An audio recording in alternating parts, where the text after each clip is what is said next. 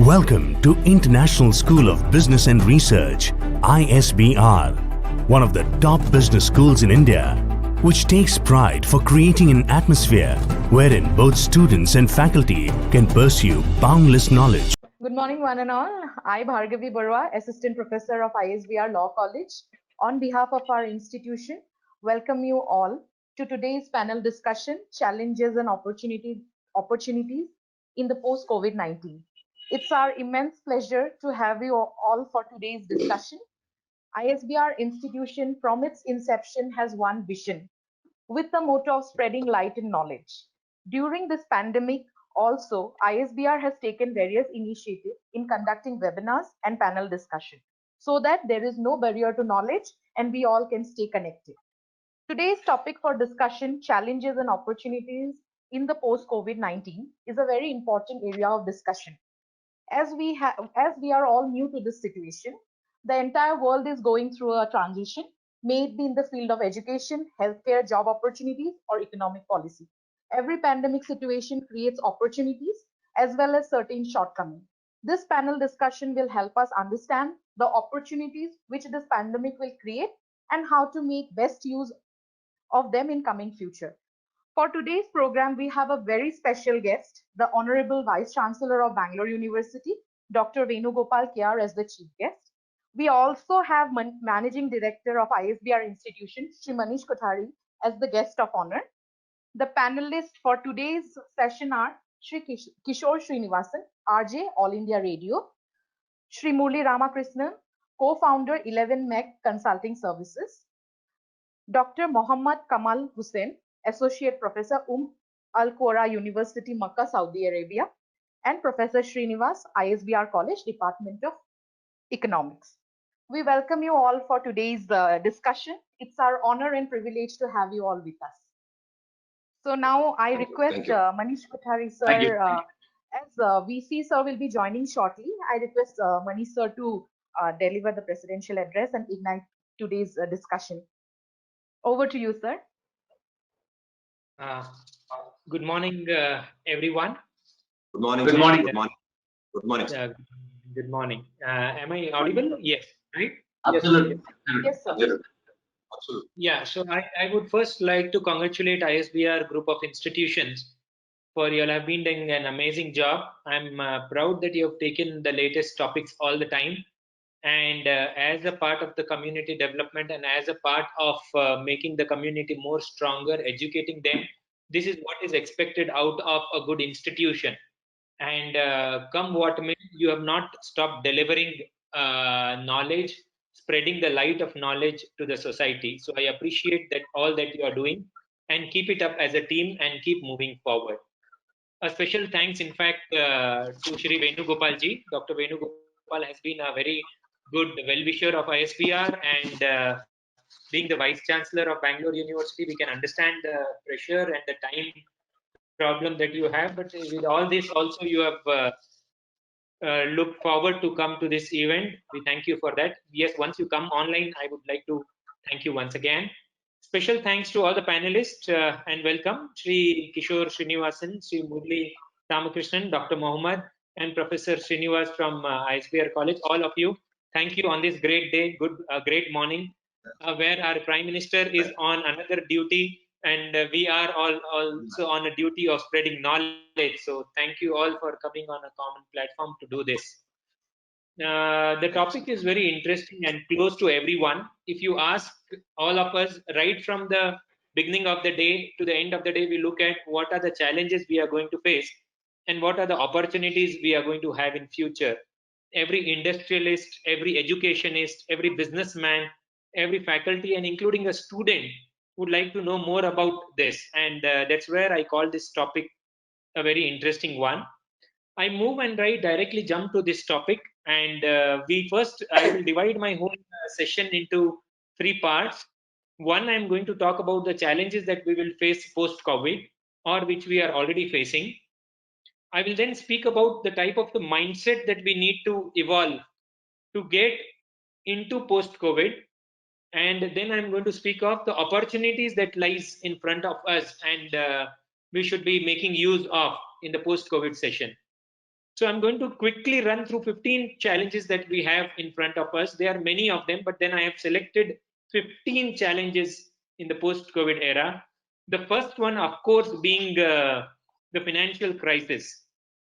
There is financial crisis not only to every individual, but to also the governments and businesses, because of which the government will act in a different way, because of which businesses will act in the different way, and no crisis is ever bigger than a financial crisis.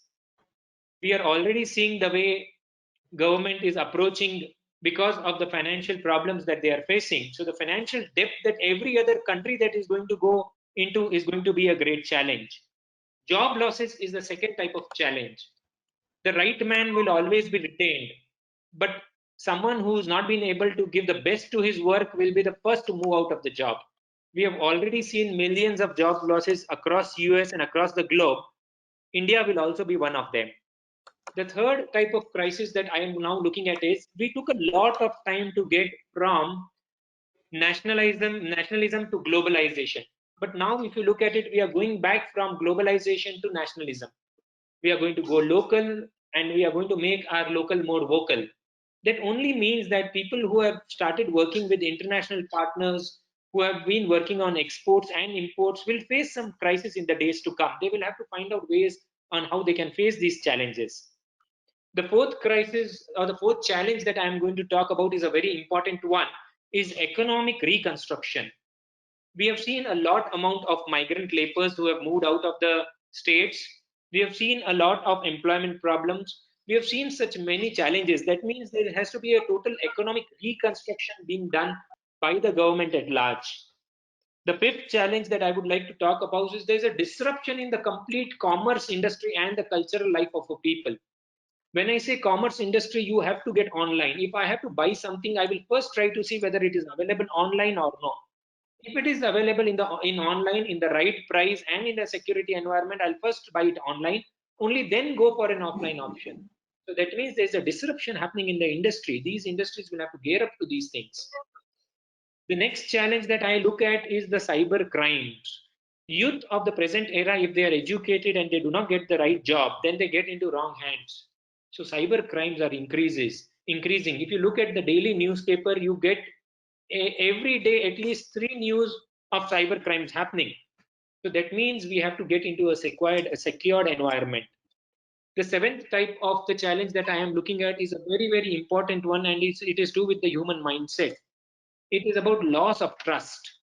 If you look at it in the complete supply chain system, the manufacturer has loss of trust on his other retailers. They would only try to sell goods on cash.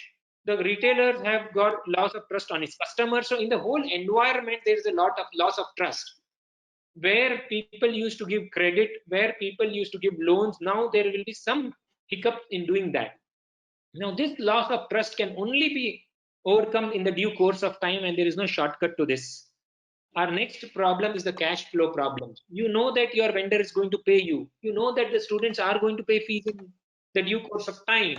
But then it puts us in a different crunch, and that is known as the cash flow problems. The next type of problems are, see, all the IT industries. I am in Electronic City, and 80% of the Electronic City industries have still not started, and they have asked people to work from home. Now, this is going to lead to health problems. This is going to lead to some mental issues for the people. The next type of challenge that I am now going to talk is the 10th challenge is the startup challenges. In our country, we had a huge number of startups. Now, because of this lockdown, they have gone into a different mindset altogether. They have been stuck. They need to move forward. They will have their own set of challenges to work upon. The 11th type of challenge, that is social disconnectivity. If you look at it, it's been about 4 to 5 months. We've not met too many of the people. We would not have gone to our native places. We would not have moved out of our systems. So that means there is a problem of social disconnectivity, and it is going to go for long. We'll have to somehow combat that together. The best of the teacher in the present time is traveling and exploring. And if you look at it, this problem has put us in a stage where traveling and exploring have stopped, have declined. That means this is the next challenge that we are going to face. The 13th type of challenge is bounce back challenges. You have sustained yourself, and by December we may also get rid of 50% of the problems that we are facing. but then how we are going to bounce back. So we'll have to have a separate team that works on bounce back strategies. The 14th challenge that I'm going to talk about is growth setbacks. We would have, by the March when it started, we had plans for this economic year, for this year on which we had growth plans. Now everything has stopped.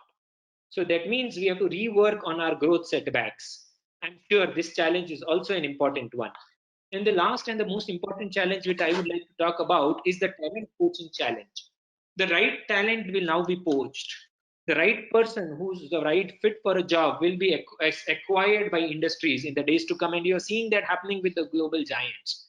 So with these 15 challenges, I wish that the panelist today discusses on each one of them and tries to give some good solutions to these problems.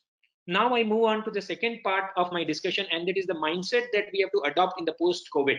And that I borrow it from Anand Mahindra in one of his talk. He said that there is a special Sanjeevani that I give you to all the industrialists and to the people.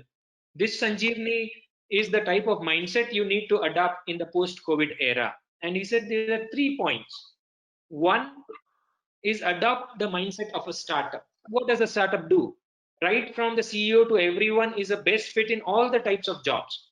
He's even a marketeer, he's even a brandsman, he's even a product negotiator. So that only means that you have to go as lean as possible.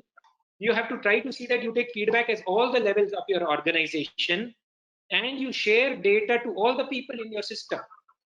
The second point is do a cleanup of the portfolio. There would be some products that are not doing well. There would be some services that are not doing well. Either hold them or wipe it out of your system and only work with the systems that are the best required at this point of time. And the third type of mindset that he suggested you should be adopting is raise sufficient capital in the post-COVID era so that you can come back and fight back in these systems. With these, I come to the most important point of today's topic, and this is the opportunities. I would quickly run you all to the 20 opportunities that I have listed down.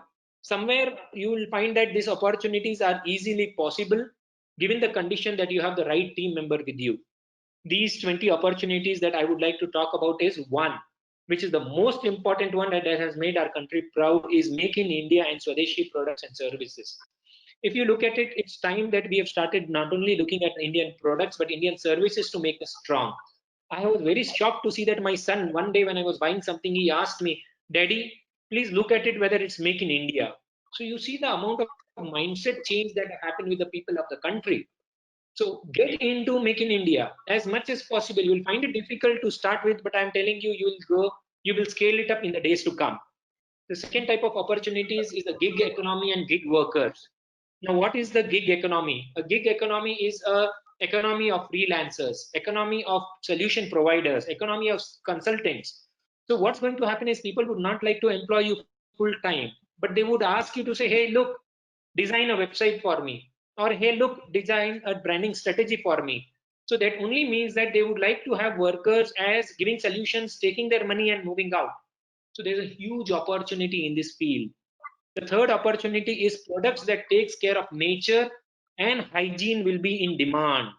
So energy savers, battery operated cars, everything that we all now know the importance of nature after this COVID problem.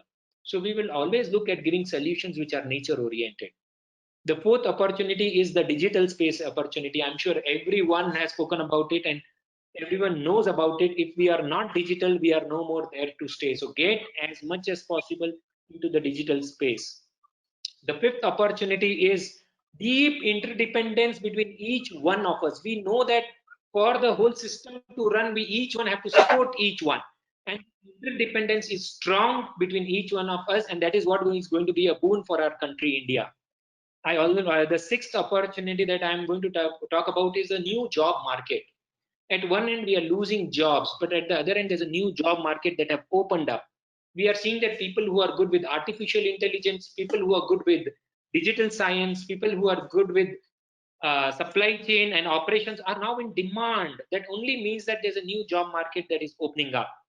The seventh one is new ways of providing loans and financial services. Business are stressed out.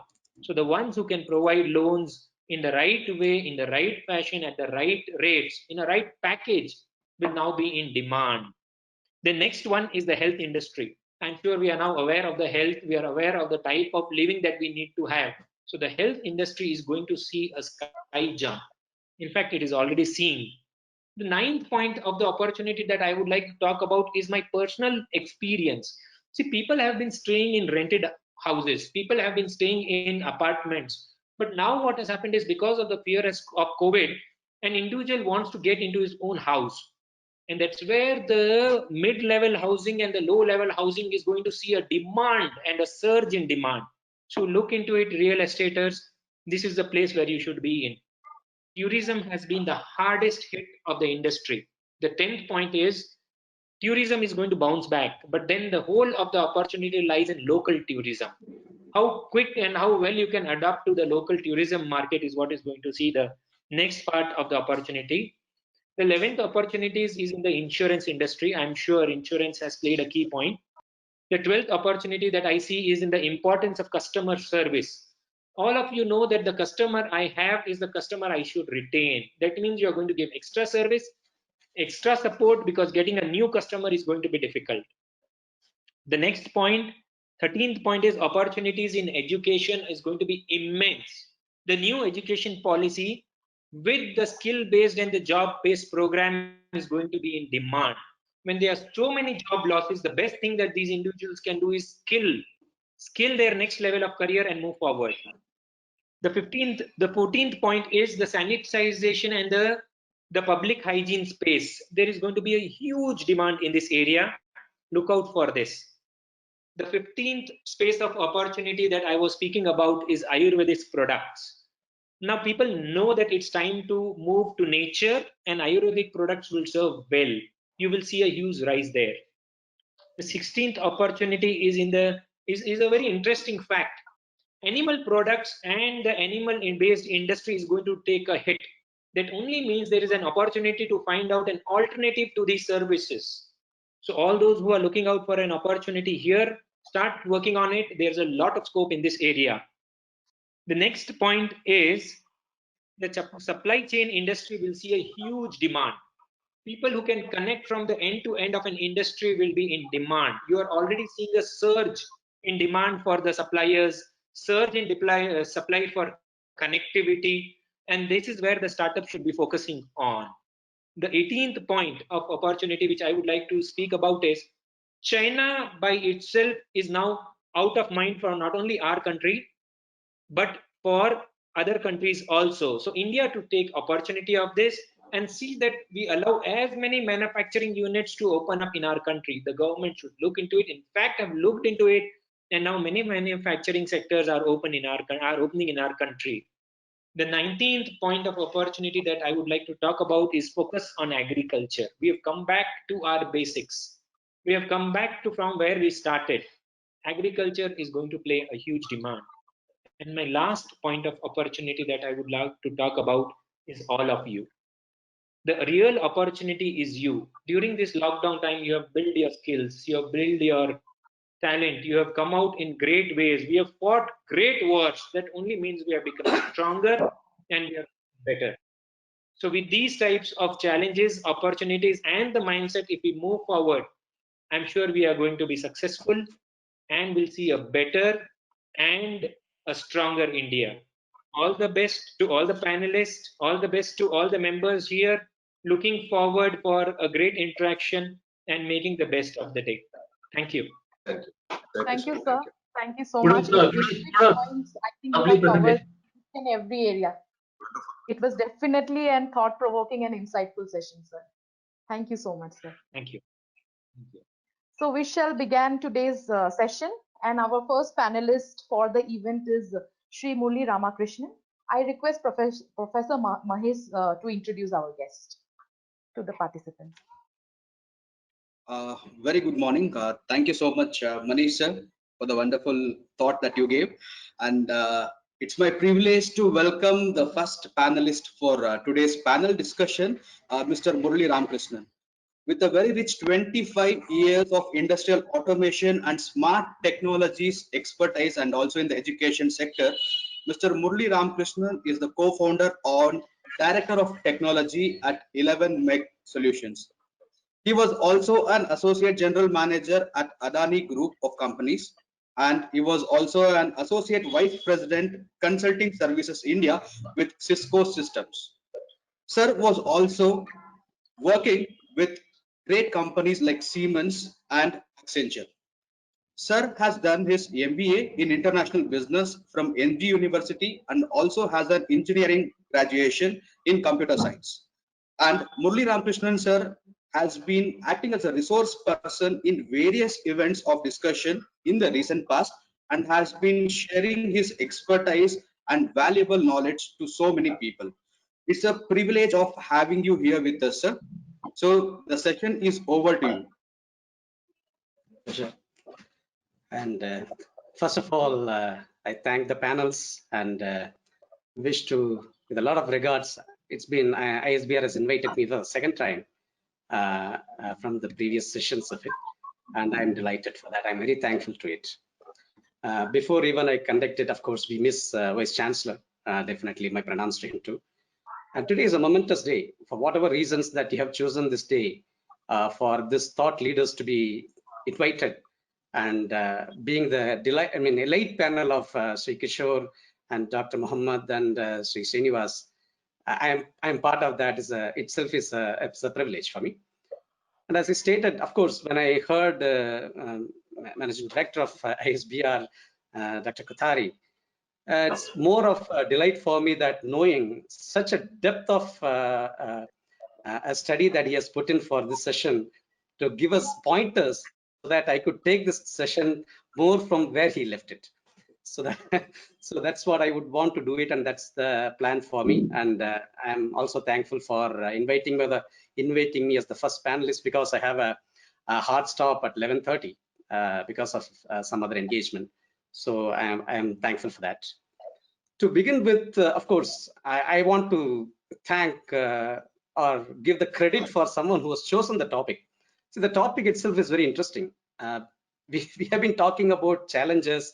We are talking about various other difficulties in life and all that, right? But the topic itself gives a positivity. Post-COVID-19.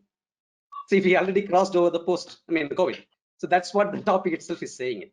So that's the kind of enthusiasm, that's the kind of a positivity I would want to see it among the audience. Of course, our audience are primarily students and also some of the to-be entrepreneurs. So that way we wanted to see, we typically have this kind of problems. It is not something new in 2020 that has come because of COVID. Right? We have seen these problems in probably many downturns. We had a couple of downturns in 97. We had a downturn in 2000. We had a downturn in 2008. I would probably give a bit of insight about that, but then this is not something the first time that we have faced. That's very clear in that. So let us see it as an opportunity. Challenges are there. I would always say that we are in an era of abundance. So there is an abundance, there is always a challenge. But then someone questioned me saying that why sir, you say abundance and then why there is a challenge? Because people have an opportunity to choose what they want. Yes, they have an opportunity to choose what they want. The issue is we always get into the mode of beating the time. We wanted to run the time over. So I had one superior, probably 10 years back. I just give a story behind that so that we all will be in the same page. So he always tells me in a project discussion, like that, Murali, time is with us. So that time I didn't understand that kind of an English that he used. He was as a born bred an Englishman. So naturally I didn't understand what he meant by it. So I said, sir, yes, time is with us, but then I need to complete the project, and then the discussions are continuously going, and then we need to get into an action. So he said, no, it's not about that matter. The time is with us means that you don't beat the time because it is with you. So don't try to beat it. So by beating the time, we only create more challenges for us. We will forget the opportunities that's going to be in the platter that's available for us. So the problems are there, and there are equally opportunities are there. As Mr. Kothari has mentioned, that I had picked a few points on that. One is about the employment reconstruction. I am delighted with that kind of a point. And then looking at the cleanup of a portfolio, this is more from the entrepreneur's angle of it. But then before even we get into that, okay, I come from the R&D background in my initial stages of my life. Always I've been pushed into some kind of moral stories. I'm not here to tell stories here, but at the same time, certain aspects of our behavioral patterns will have a significance into our taking up challenges and then make it into an opportunity. So it's like once a teacher is calling two students and then asking them to run a race. Okay, he's calling them in the morning and then say that, hey guys, you are on spot, let's start running. So while they were taking their track, in the middle of it, they were split into two tracks. That is one track which is probably an easier path, the other one is a challenging path. Obviously, one of the competitor or the participant had chosen the easier path, the other competitor has chosen the supposed to be a difficult path, or comparatively a difficult part of that. So naturally, the time that he reached, the first one reached was pretty early. The time that the second one reached was a little later. Of course, there was a condition in saying that the teachers, the institution has stated that the scores in this race will also have been counted or factored into the academics of yours. So naturally, everyone is running behind the time and marks and so on and so forth. So naturally, the second one went late, and the first one was definitely delighted because he felt that he won the race. But then the second one also felt that he won the race. He didn't win the race, but then he learned a lot in that. So it was a second surprise. The institution has told them that saying, hey, let's go for a second race. In that, I will give a different kind of a challenge to you. In that, let's say we would have seen many ravines and we would have seen cliffs and all that, right? We would have, if trekkers are there, I'm a trekker basically, so I know many trekking experiences of it. Sometimes if you don't have a guide, you'll be in for surprise. So you need to find ways to trek it. In mountain trekking, even trekkings in the different areas, right? So the second race became so happened that the individuals have to jump over the ravine. The individual have to jump over a cliff. The cliff doesn't mean that, I mean, in Bangaloreans probably will know that we have something called a Mekadattu. So people, Mekadattu itself means as jumping of it, but then there are some of the holes in it where people jump over. I mean, it's for play, they do it, but it's risky jumps. I have been there basically out of an adventures. So when we do that, we always assess how far we need to go back and to do the right jump so that we could reach the other side of it properly. The first guy definitely backed out of the race because he never experienced that in the first journey of his challenge. So he felt he was a bit scared and he didn't want to try it. So he said, sir, I'm backing out of the race. I'm okay to get myself detained. The second guy was obviously, he has seen that kind of a challenge in the previous trekking itself. So he chose that and then he assessed it, probably calculated the distance in such a way that he could jump over. What I'm coming to say here is, there are many such challenges everyone is going to encounter in this phase, and COVID is going to be some of that thing which I am going to enlighten it. I would definitely want Mahesh, if you could just make me a presenter so that I could show some of the slides that's going to be helpful to the audience. I'll be doing it.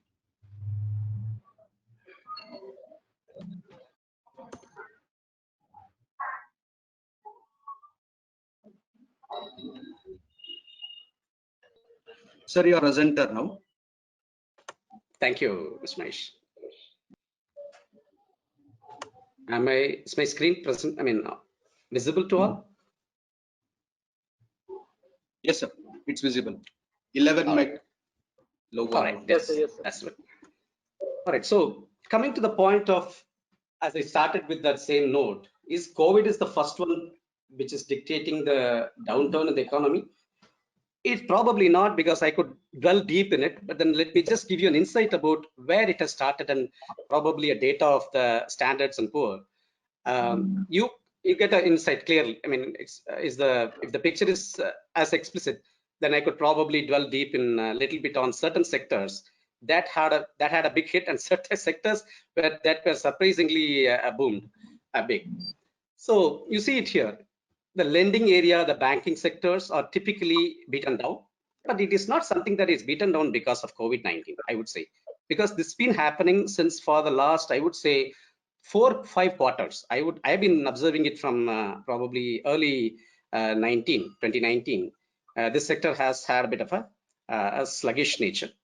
Of course, microfinance companies have started coming in and so on. Real estate, we all see it. It was skyrocketing at some stage, and then because of various inflationary details post 2017, I mean October time, probably after the demonetization, I would say, that the cash economy had a big hit, and then naturally it had a repercussion on the real estate space also. I'm only giving a data of probably 2 quarters. I mean, it's clearly stating that December 2019, right?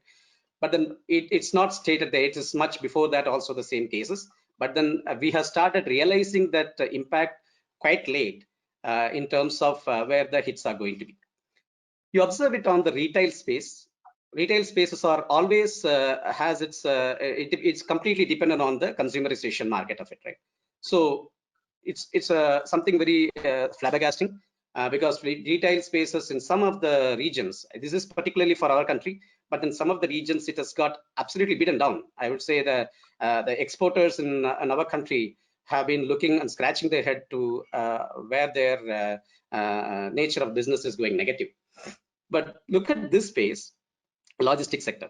I'm actually a bit of a contention of that because I'm basically from the logistics sector, supply chain management side of it, a consultant.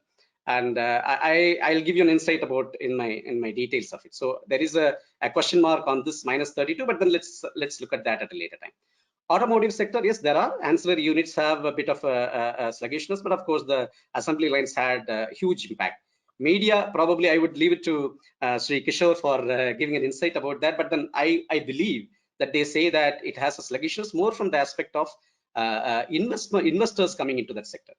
See, this is anyway more of a self-explanatory slide that I am giving it. Of course, as Mr. Kothari had mentioned, that the pharma industry and biotech are actually in an upswing. Yes, naturally it is an upswing because of the current scenario of pandemic that's making us do that. But look at from the aspect of contention in these things, where it is actually getting into. So these downturns, when people have looked at these industries sluggishness and industries to start probing ourselves where it is, where the turnaround could happen. Like, see, we are all thought leaders. We are thinking, we should be thinking ahead of what is really happening with us, be it a pandemic or be it any other economic downturn. So you see these downturns, past downturns really say that acquisitions are happening only during the downturn. This is actually a detailed report from McKinsey and also from PwC, which I have pulled it out. But then they also looked at it from they gave a perspective about what really happened in the Asian financial crisis. Probably, I don't know how many of you have experienced that. And I was probably outside India, and I know what really meant it is in Asian countries in '97. But then in the dot-coms bubble, again, it was pretty much immediately it happened. Immediately after the 97, 98, the dot-com bubble actually came up in a big way. But what really happened, it provided an opportunity for a lot of other back-end works for remediation, or I would say in financial term, reconciliation. Okay, and then the world economic financial crisis have come. I think we would have all faced it. In fact, I used to make jokes. That time there was a movie came, an Amir Khan's movie called Tare Zameen Par. Okay, so we used to make fun of it, saying that Sare Zameen Par. So it really meant that the whole of the world is completely beaten down. And in look at it, what we really have to look up for the opportunities are. But then even that time, observe it. Every country had bounced back, no doubt about that. But then India bounced back far more exponentially higher than what other countries couldn't do it. I would give us a few examples of that. Of course, some of the financial policies at that time were introduced, and then few had a positive impact and a lot had a negative impact. But then, of course, any initiatives will have its pros and cons in it, right? So we do not want to be so cynical or critical about that. But the point is that we found a way to come up even during the 2008-9 time.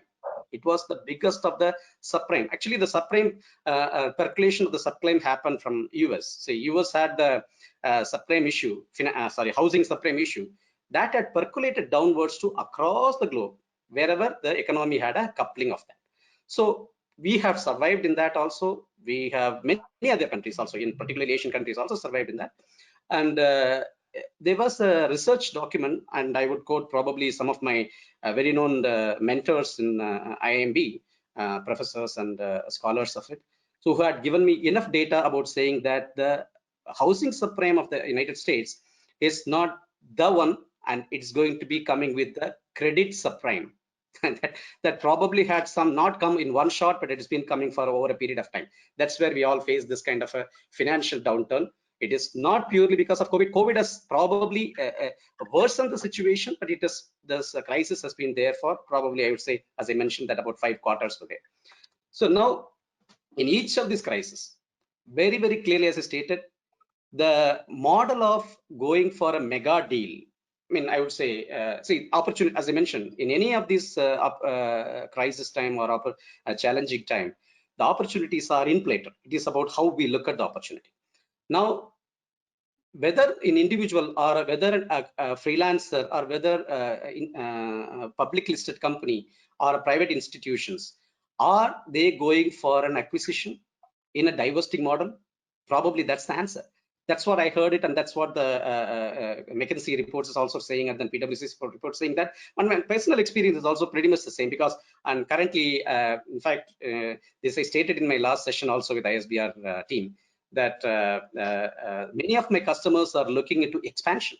I'm talking not too long ago, just 3 months back. The session happened in probably April, May time. And I've been in the customer and then providing various business cases about what is going to be in the future and then where they could invest it.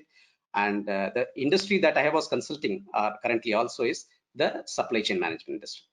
They are in the phase of going for an expansion in a big scale, 3 times, 10 times kind of an expansion they are looking at. Why is it that? Is it going to be something that's going to get a return quickly? Definitely not. So the company was a 10-year-old company, 5-year-old company, or even probably 2 decades companies. They are now looking at that, not to move away from that existing business, because that's their sweet spot. They also want to see where they could actually fine tune, optimize, as Mr. Kothari has mentioned, clean up the portfolio. That's the important point. So use this opportunity to clean up the portfolio in a massive way, think differently, and then identify the areas where you could start investing it big. That's the kind of a strategic investment is the keyword that is warranted at this time. Now, is that business? Definitely it is clear. I am giving a summary of that. It basically means you have to come out of that business as usual model. I mean, it is irrespective of the industry, be it education industry, be it supply chain management industry, be it a retail industry, any industry that you take it, the business as usual mindset has to be done away with. What is that to be done? I mean, to be inculcated, we probably have to do strategic kind of an approach. Anything has to be strategic. We may not see the return on this day. Whatever that we might invest today, we may not get it probably tomorrow or probably in a month or a year, but we will have to have a long-term, short-term, long-term plans for that. So it is not an option anymore. It is the mandate for every industries, every entrepreneurs, every institutions also. Okay, now the drivers. Okay, now we could talk a lot about it, saying that, well, let's go for investment. Probably why this is that's been stated by all the top 4 consulting companies, and then that's the way that move forward.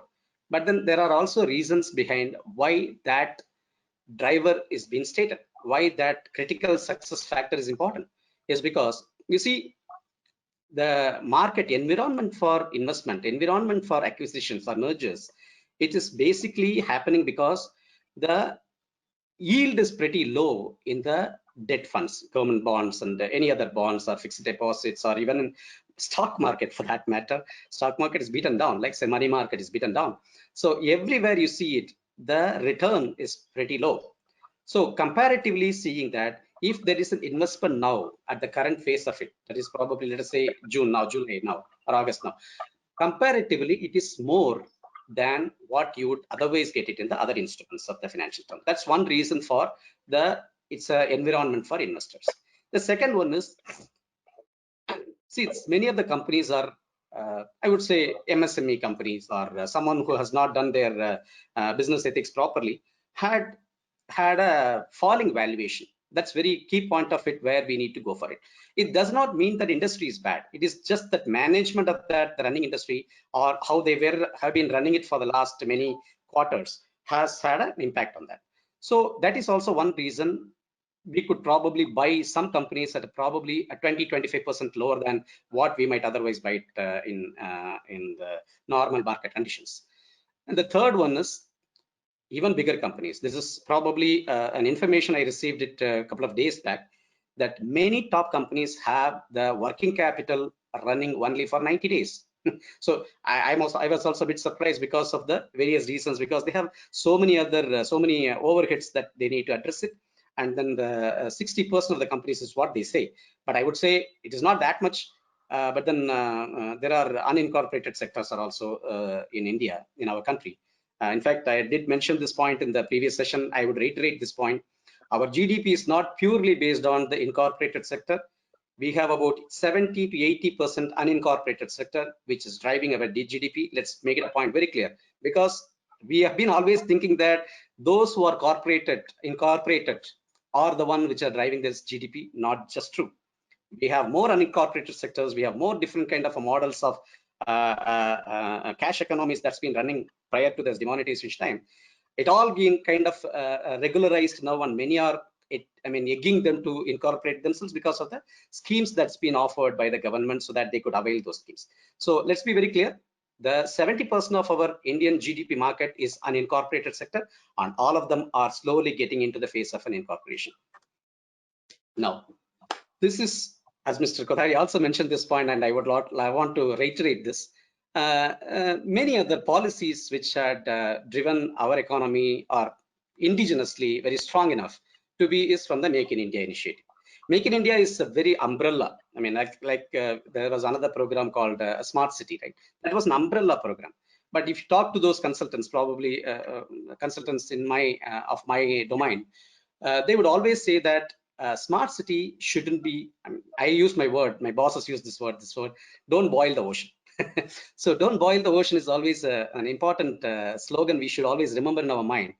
That when you get into any initiatives, start making smaller portion of the initiatives to be made successful, and then slowly widen it, so that it makes it more prudent for your investment, and it also makes it more successful when it is for the consumers too, right? So Make in India is such an initiative that it has invited a lot of investors or acquisition companies who are investors. I mean, can be angel investors, or who can be investors who are specialized in that particular domains and so on, right? And I've been discussing with one company in Tamil Nadu who are an investor into a different domain, but they wanted to get into the paper industry. They don't even know what is paper industry mean by. But then they have started giving me inputs about it, and of course I've been doing some kind of a business cases for them on what they could think of the future of the paper industry, where it can be used. Packing sectors, many other assembly lines, the papers are currently going to be used, or in future it is going to be used because of various other reasons. In fact, Mr. Kothari also mentioned that point about the hygiene factors of that. That's exactly the point that we need to bring it into or inculcate into our business ethics. Business ethics is very, very important. If that is easier, if that is been taken up very, very nicely, I think we are pretty much done with that. So that way, I see the paper industry is going to be flourishing. So I look at that as is one of the pointers that I'm giving.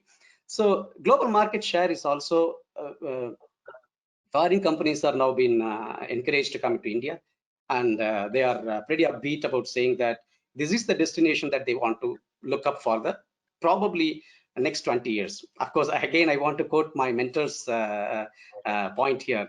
He's from IMB. He always says that, Murali, the next 20 years is going to be ours. And of course, we are all Indians, so we are delighted about that. But he gave it some very specific points about saying that it is not that he just stated based on emotion, but he stated a lot of facts. So he was a double Fulbright scholar from IMB, a very renowned person.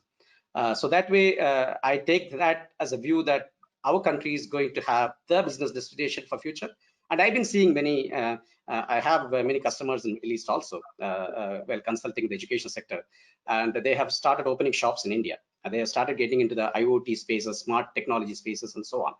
So, of course, they are native Indians, just that they had been for many years in Middle East, and then now they are looking up to India to set up their shops in India. And it's in Bangalore particularly, they've been doing it. So it's a delight for us, and it's a on look how we are going to flourish. And I'm very positive, definitely, as I stated 3 months back, even now I'm saying that very, very positive that our country has more potential in terms of the investment. But coming to the policies, okay, now nothing critical or nothing cynical, both sides. I'm talking pros and cons of it. The pros and cons are going to be there. The government has opened up the market for the defense sector. You see, what is defense sector now? Many ancillary units are going to come through. We are seeing it in Tamil Nadu. They are targeting Trichy as one space and Coimbatore as one space for the defense manufacturing units, or probably ancillary instruments unit. Similarly, if you see have you heard of this word called DMIC? I'm not sure. Delhi Mumbai Industrial Corridor. It used to be called as. It was a Japanese invested project, SVP. In that whole belt of Delhi Mumbai Industrial Corridor, particularly in the Gujarat and Maharashtra. If you had observed it, I mean, this is I'm talking about in 2008, if I'm not wrong, 2008-9 period. So that time, they have a lot of ancillary units have started coming in into those particular states, Gujarat as well as in Maharashtra, till Aurangabad it used to be there. So I was doing one project over there, so I remember how this connection was there. That same DMIC project has spilled over a bit on the smart city missions also. So that's the kind of an investors who started coming in. That was then the Japanese investors were there. Now the defense sector, manufacturing sector is getting opened up to 74%. I think probably no other country would have done that much. The reason is that this is purely due to the Make in India policy. It is nothing to do otherwise. The Make in India policy is making every Indian entrepreneurs or every Indian corporations to be indigenously developing, indigenously producing the products and ancillaries. That's very critical point. But along with that, when they did that, this was happened in May 2020, and we would have probably seen in the news about the historic happened between India and China standoff, right? Of course, the FDA policy had identified some of the flip sides of it, that opportunity takeovers were there. I mean, I don't know if I just take a little more minute of that. Typically in US investors, if you observed it, I'm talking about the 2007-8 period of economic downturn. Typically, for 2 quarters, the investors would come in and then they would pull out the money for during the time of the December-January time. So the 2008 downturn or the liquidation happened exactly at the time it was coinciding.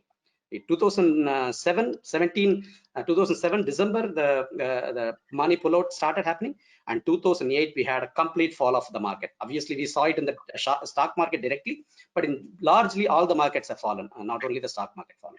So opportunistic takeovers were the risky portion of risky proposition.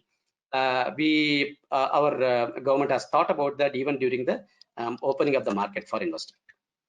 Now coming to this point on specific to industry, I had mentioned that in the first slide that I have on contention point on the supply chain, right? Logistics side.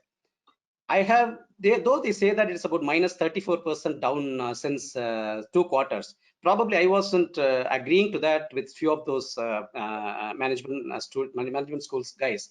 The report was from management schools, of course, also from McKinsey. It's from Standards and Poor. But then I did mention that India is not so, because our logistics industry are not a vertical anymore. I did mention this in multiple forums. I'm stating it here. Ours is not a vertical anymore, logistics. Our supply chain industry is more of a horizontal, because it is catering to various sectors and take up the agriculture. Our yield of agriculture for the last 3 quarters till December, before December 2019 has been fantastic. And people would be puzzled to know that. And without the logistics and supply chain, the agriculture sector would not be in a position to make the yields go to the consumers. And inflation was lower. So look at that dots. The inflation was lower. The management school guys are saying that logistics was down, but agriculture yield was very high. Consumers were also getting the yields that's been produced. Now, who's in between? Who's the conduit between that? Definitely, there has to be a transportation, logistics, and warehouses have to be playing a huge role in this thing. So, at pockets and pockets areas, let's say in southern India, let's say Tamil Nadu, Kerala, and Karnataka. In all these, particularly these states, there are some logistics companies working excellently. I mean, they have well-connected engines with ports in Chennai and ports in Cochin. And they're also connecting ports in Bangalore as well from the oil-related products that's been coming. So logistics has been a conduit. So when somebody says that logistics is beaten down, I probably don't believe that, but then that's how it is. As I mentioned in that slide itself, incorporated companies who had, like say FedEx and other big companies, incorporated companies, yes, they had a bit of a business downturn, no doubt about that, because they had expanded so huge that this kind of pandemics are going to hit them big.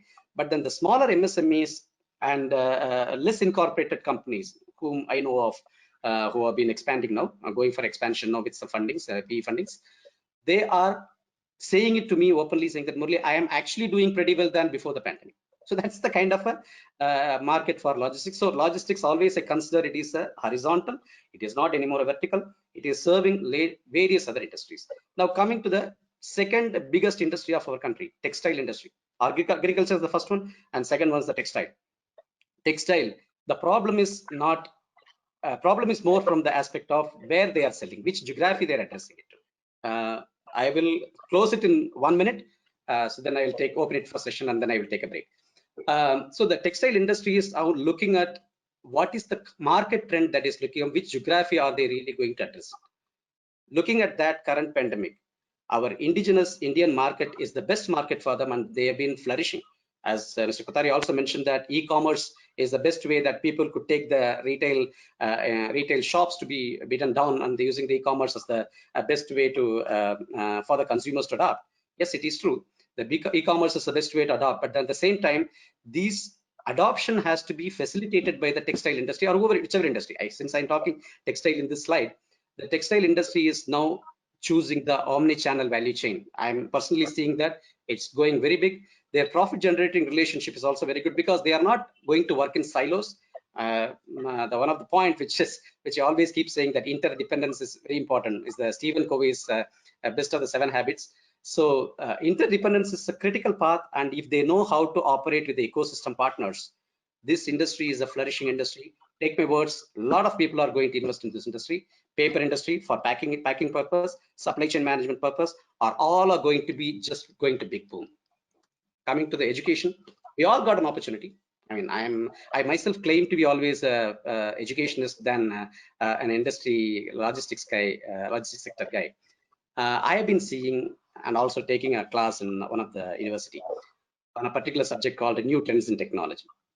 I observed it very clearly that technology learning is going to help the students of the next generation to go one step above. But do we really need to teach them? This is my question. Actually, we actually don't need to teach them, because these days Acharya Google is there, so he is able to provide enough data, and various amount of research scholars have been dumping data in respective domains and so on and so forth. I am particularly a huge fan because I only learn from that on various industries. So I make my own assumptions, make my own calculations to provide business case studies to many customers. But then Google definitely provides you enough platform. So for informations wise, we don't have a problem. We have enough data available on the public domain. But what is really required is the educators should start seeing the creativity portion of that among the students. Creativity is very essential because, see, everybody knows, everybody has knowledge. I don't see there is no dearth of knowledge. Every individual is beautiful in their particular domain, and they are able to be very spontaneous in terms of what they really want to do and what they don't want to do. But are we able to apply that into the demands that is warranted in the industry, demands that's been causing due to these kind of pandemics and challenging time? That's the key change. That's going to be very USP. So it is better for us to focus on the creativity portion of the individuals or the students, and communication is very, very essential, because I may be good in anything, but if I don't communicate to you, then probably it's of no use to you, right? So that's the key point of it, and we have more modes of communications. See, these days technology has provided us enough platform for us to communicate, but what we are communicating, how we are communicating, and is the communication really making some sort of an impact? That's going to be the key, and that's going to be a game changer for any institution, any students, any entrepreneurs, any consultants. And collaboration. So it is a world of not anymore individual, it is a world of a team. So we have to work as a team, as I mentioned in the logistics case. If they don't work with their ecosystem partners in a very streamlined manner or in a collaborative manner, we talk about blockchain, we talk about cybersecurity and so on, right? So all these things are too early for us, but at the same time, if we start collaborating, we will be in a better position to start developing the business. We will be in a better position to increase our profitability. Emotional intelligence is a critical path, as I say to many people. It's a cognitive nature. In fact, I stated this in one exclusive session in the previous with ISBR also. The cognitive nature of an individual is going to drive him to the success. And if we curl ourselves, or if we get our programmed and then reduce our intensity of speaking of cognitive, then probably we will lose out. So emotional intelligence is equally important. Let us nurture it. They will grow big. The students will grow big. Even the consultants grow big. So, I mean, as I mentioned, and even Mr. Kothari had mentioned this point, I just touch base on this. The leadership skill development piece, and of course, technical skill piece is also important. The leadership skill development piece is going to be the big time thing in institutions, that is education sector. And along with that, he pointed out, I've been taking notes, but then more of it that is stated, so I keep reminding about his contribution in this first session. So cyber security is going to be the game changer for all the guys, and if the guys are in the technical stream. If not, doesn't matter. I mean, it's not that technical stream is the only stream that you guys have to work with. There are many other streams that we all can contribute to. So development on technical skills and leadership development programs. And cyber security, if is in a technical stream of technology and digitization in every field, be it logistics, be it sector, be it education, be it retail, any sector you take it, if they don't adopt digitization, they are done away with, they will not grow. So that's where I would want to just give a crux of it. Definitely, I'm open for taking questions, a couple of questions.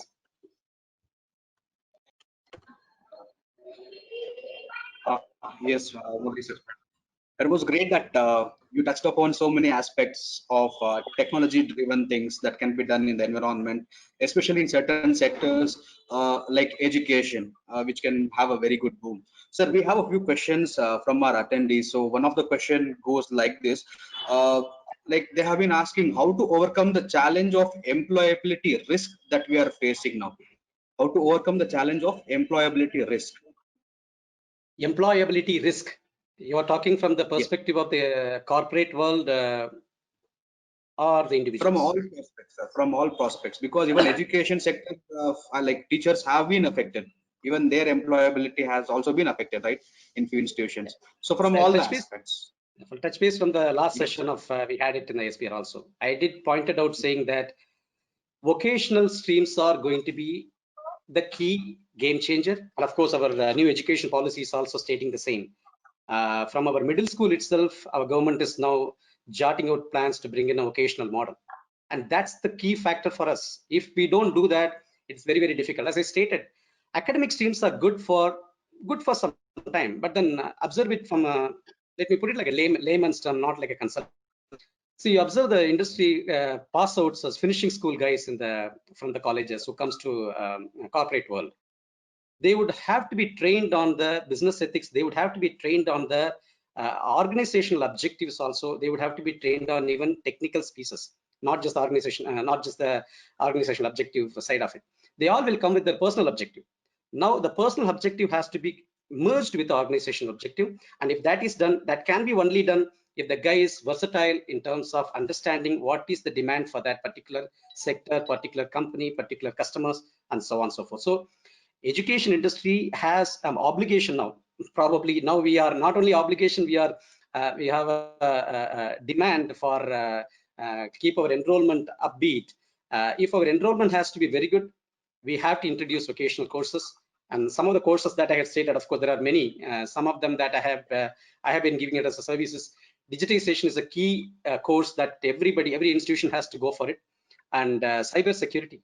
And I see there are a lot of inception centers in Bangalore and even in Chennai, sponsored by the state governments, that there are cyber security incubation centers. People, freelancers, consultants come and sit there, sit day and night, and then some of them don't even sleep they sleep in the morning time. They sleep from morning 10 o'clock and they sleep overnight, work overnight, and then create signatures and see what are all the hackings happening, ethical hackers, or how better are the ethical hackers, and what all the certifications that is required. Is the forensic study is important.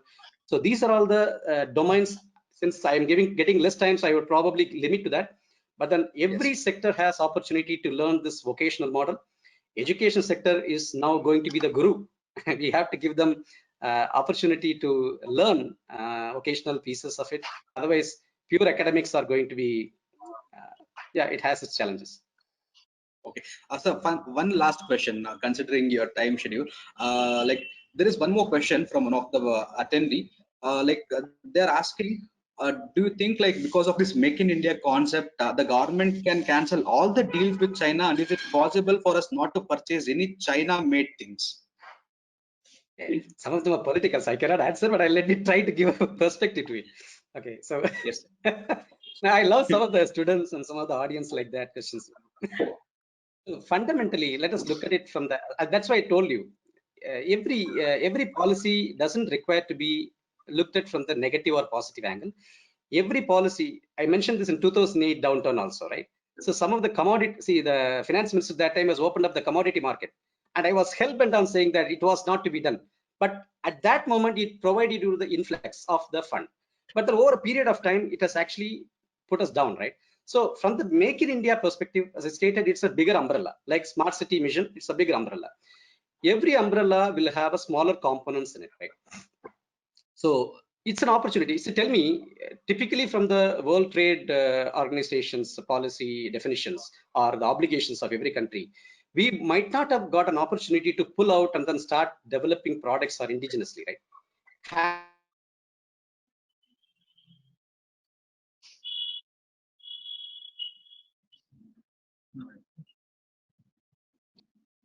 Connection is lost. Murali sir, I think the connection is lost.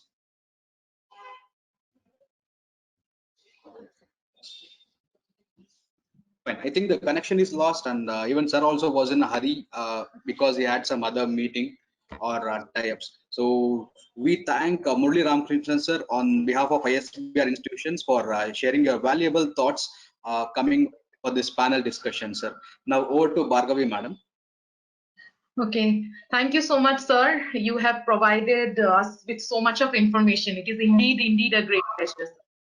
So I think now we will move on to our next panelist. For today's session, we have Shri Kishore Srinivasan, and I request Shruti madam to introduce sir to the participants. Thank you, Bhargavi ma'am. Good morning once again to one and all present here for the webinar. Good morning. It's my privilege to introduce our next panelist of the day, Shri Kishore Srinivasan. Shri Kishore Srinivasan is an RJ in All India Radio, Chennai, and is a life coach. He is best known for his work as entertainer, soft skill coach, placement consultant, and event manager. Shri Kishore Srinivasan always focused on making every session an interactive one by sharing the knowledge through the real-time experience. He also manages an institution called Ganapati National Middle School in Saidapet, Chennai. The institution has the history of giving quality education for the students and provide free education for 200 plus students. Shri Kishore Srinivasan is an active member of Lions Club International Chennai and actively involved in rendering social service to the public. It's our pleasure and honor to welcome you, sir, for the webinar. Over to you, Kishore. Okay, sorry. I'm done with it. Thank you very much, Shruti ma'am. You have added Shruti for this event. Okay, thank you very much.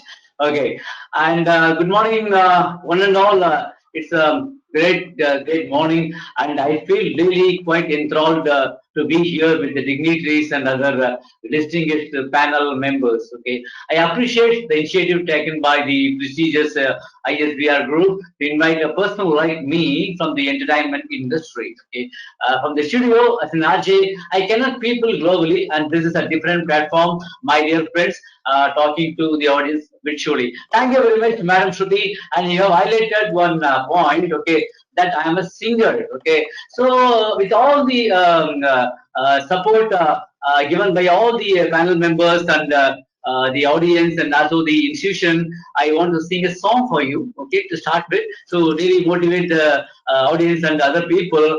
This is a song about the great Kannada, okay, and please forgive me if I do any mistakes in my pronunciation, and also I think I can manage, and this is a song for you to start the session with so much of energy. Okay, please open up your ears, nice, but don't run away from the room, because I think the rooms are closed. I think you'll be feeling great to hear this song, but don't run away from this session, because after hearing my song, definitely you may be having intention of to quit the session. Okay, have fun. I said this is a song for you, my dear friends. Okay, please. ಇದೇ ನಾಡು ಇದೇ ಭಾಷೆ ಎಂದೆಂದು ನನ್ನದಾಗಿರಲಿ, ಎಲ್ಲೇ ಇರಲಿ ಹೇಗೆ ಇರಲಿ ಕನ್ನಡವೇ ನಮ್ಮ ಉಸಿರಲ್ಲಿ. ಇದೇ ನಾಡು ಇದೇ ಭಾಷೆ ಎಂದೆಂದು ನನ್ನದಾಗಿರಲಿ, ಎಲ್ಲೇ ಇರಲಿ ಹೇಗೆ ಇರಲಿ ಕನ್ನಡವೇ ನಮ್ಮ ಉಸಿರಲ್ಲಿ. ಇದೇ ನಾಡು. ಕರುನಾಡ ಸ್ವರ್ಗದ ಸೀಮೆ ಕಾವೇರಿ ಹುದ್ದಿತ ನಾಡು ಕಲ್ಲಲ್ಲಿ ಕಲೆಯುನ ಕಂಠ ಬೇಲೂರು ಶಿಲ್ಪದ ಬೀಡು ಬಸವೇಶ್ವರ ತನ್ನ ಪರಂಪರ ಕವಿವನ್ನಿಯ ನಾಡು ಇದೇ ನಾಡು ಇದೇ ಭಾಷೆ ಎಂದೆಂದು ನನ್ನದಾಗಿರಲಿ ಇಲ್ಲೇ ಇರಲಿ ಹೇಗೆ ಇರಲಿ ಕನ್ನಡವೇ ನಮ್ಮ ಉಸಿರಲ್ಲಿ ಇದೇ ನಾಡು. I know you people will be really, really happy to listen to my song. How's the song, my dear friends? Everything fine? Everything is fine? Okay? Beautiful. Thank you very much. Sir, Thank you very good much. song, sir. Okay. Kishore, sir. Yes, sir. Very nice song. Okay, thank you very much. Like, Okay. Thank you very much. Okay, fine. Let us move on. Let's move on with the great energy, my dear friends. Okay.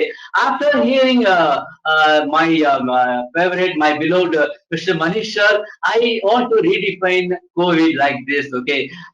Create opportunities virtually to integrate development. Hope you all agree. C stands for create, and O stands for opportunity, D stands for virtually, and I stands for integrate, and D stands for development. Okay, create opportunities virtually to integrate development. Okay, fine. This is what COVID has given a thought. Okay, after hearing from Mr. Manish, thank you, Mr. Murali. It was an amazing presentation. I really waiting to hear from other panel members.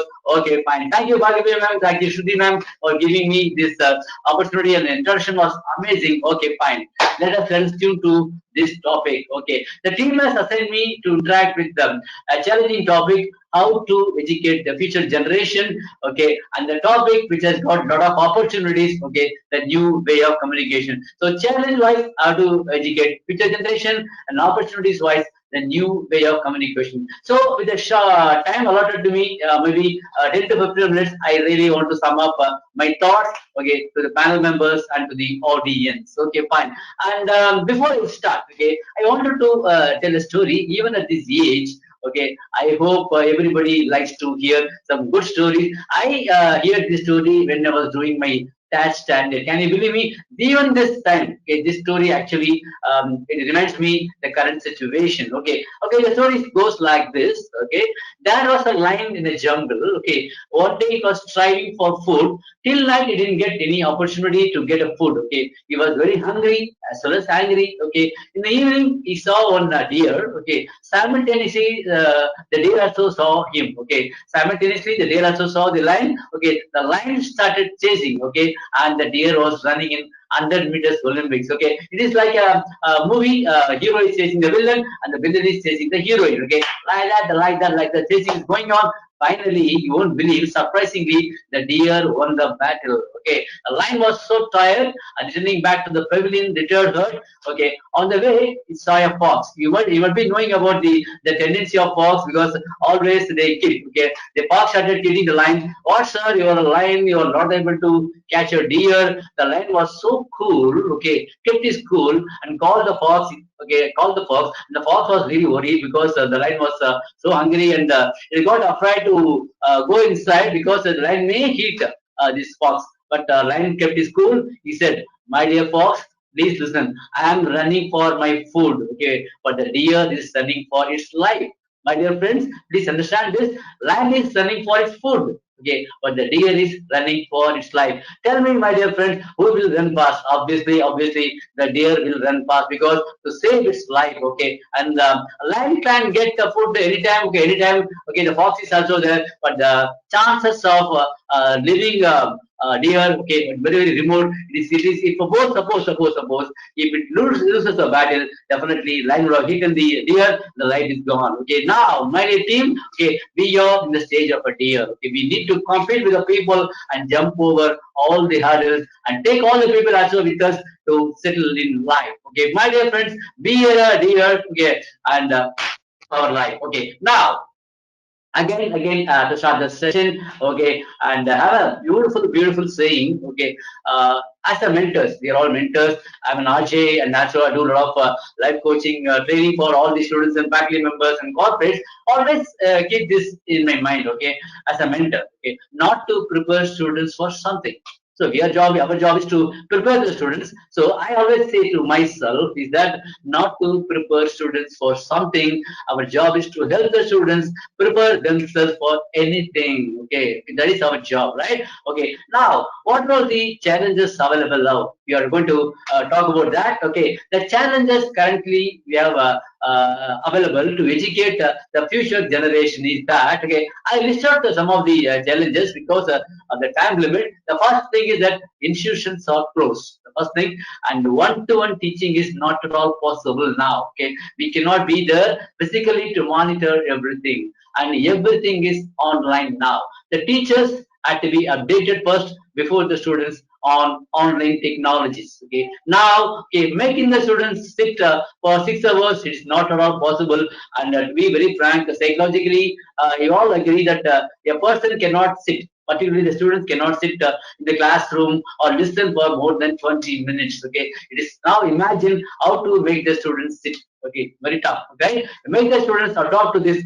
virtual training is a big challenge, my dear friends. Okay, currently teaching is carried in online. Okay, suddenly when the classes are open, the classrooms are open, how the student will adopt this change? Okay, a mixture of virtual classroom and one-to-one classroom is a big challenge. How to cope up psychologically? It is in the minds of teachers as well as for the students and for the college authorities. And another big challenge is that, Eva, how long it will go, how long this will go, this scenario will go. We don't know.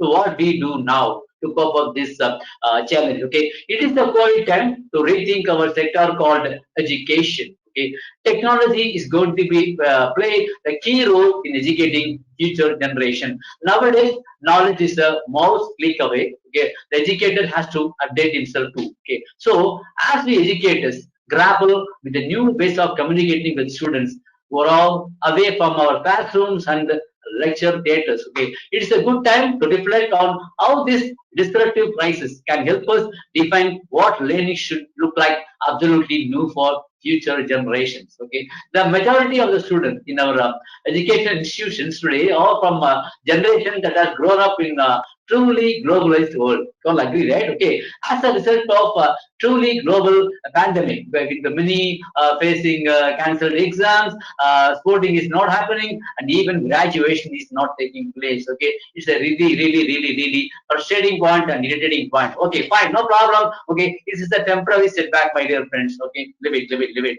This generation is defined by technology. Okay, where the term is called FOBA. You know about FOBA? FOBA is nothing but fear of being alone. Okay, and FOMO. Okay, FOMO is nothing but fear of missing out. Express that expectation of instant communication and feedback affected through apps like WhatsApp, Instant Messenger, and the Facebook. Anything. Okay, fine. This is also the generation, no, that sees the power of working collaboratively to solve the world's biggest challenges, climate change and mental health being top on the agenda. Okay, so in the midst of COVID-19 crisis, we are sure that fellow educators like Mr. Murali and so many panel members sitting here, okay, like us, are wondering what we need to do to prepare the students for the future. According to a lot of corporates like I name a corporate called maybe Dell, okay, report that 85% of the jobs in 2030 not being invented yet. Okay, it is surprising, right? 85% of the job in 2030 not being invented yet. According to the World Economical Forum, okay, can report that 65% of primary school children today will be working on job types that do not exist yet. Very tough situation, but definitely we will manage and we'll come out of this, definitely. Okay, fine. Okay, from our global outlook, we need to prepare our young learners for future. Okay, I'll give you one certain points. Okay, you all might be knowing this. Okay, but it is my duty to share this. I've done a lot of homework for this because I'm an RJ. I can do a lot of entertainment, but this is a different platform. And again and again, thanks for the opportunity. I worked a lot to bring out my thoughts on this. Okay, this is our ideas to make the young learners for future to educate. The first thing is that educating citizens in an interconnected world. Okay, I've done that research. Okay, we cannot isolate ourselves no more. Very, very simple. Okay, from now on, we cannot isolate ourselves. In the coming decades, we need to understand this interrelatedness and navigate across boundaries to leverage their differences and work on a global collaborative way. And second thing is that redefining the role of educators like mentors or teachers with students being able to gain access knowledge and even learn a technical skill through a few clicks, just a few clicks on their phones, tablets, and computers. We will need to redefine the role of an educator in the classroom and the lecture theaters. Okay, and the third point is that teaching life skills needed to be absolutely needed for the future. Okay, life skills. Okay, life skills in the sense very soft skills. You can understand that. Okay, looking into the future, some of the most important soft skills that the employers will be looking out for.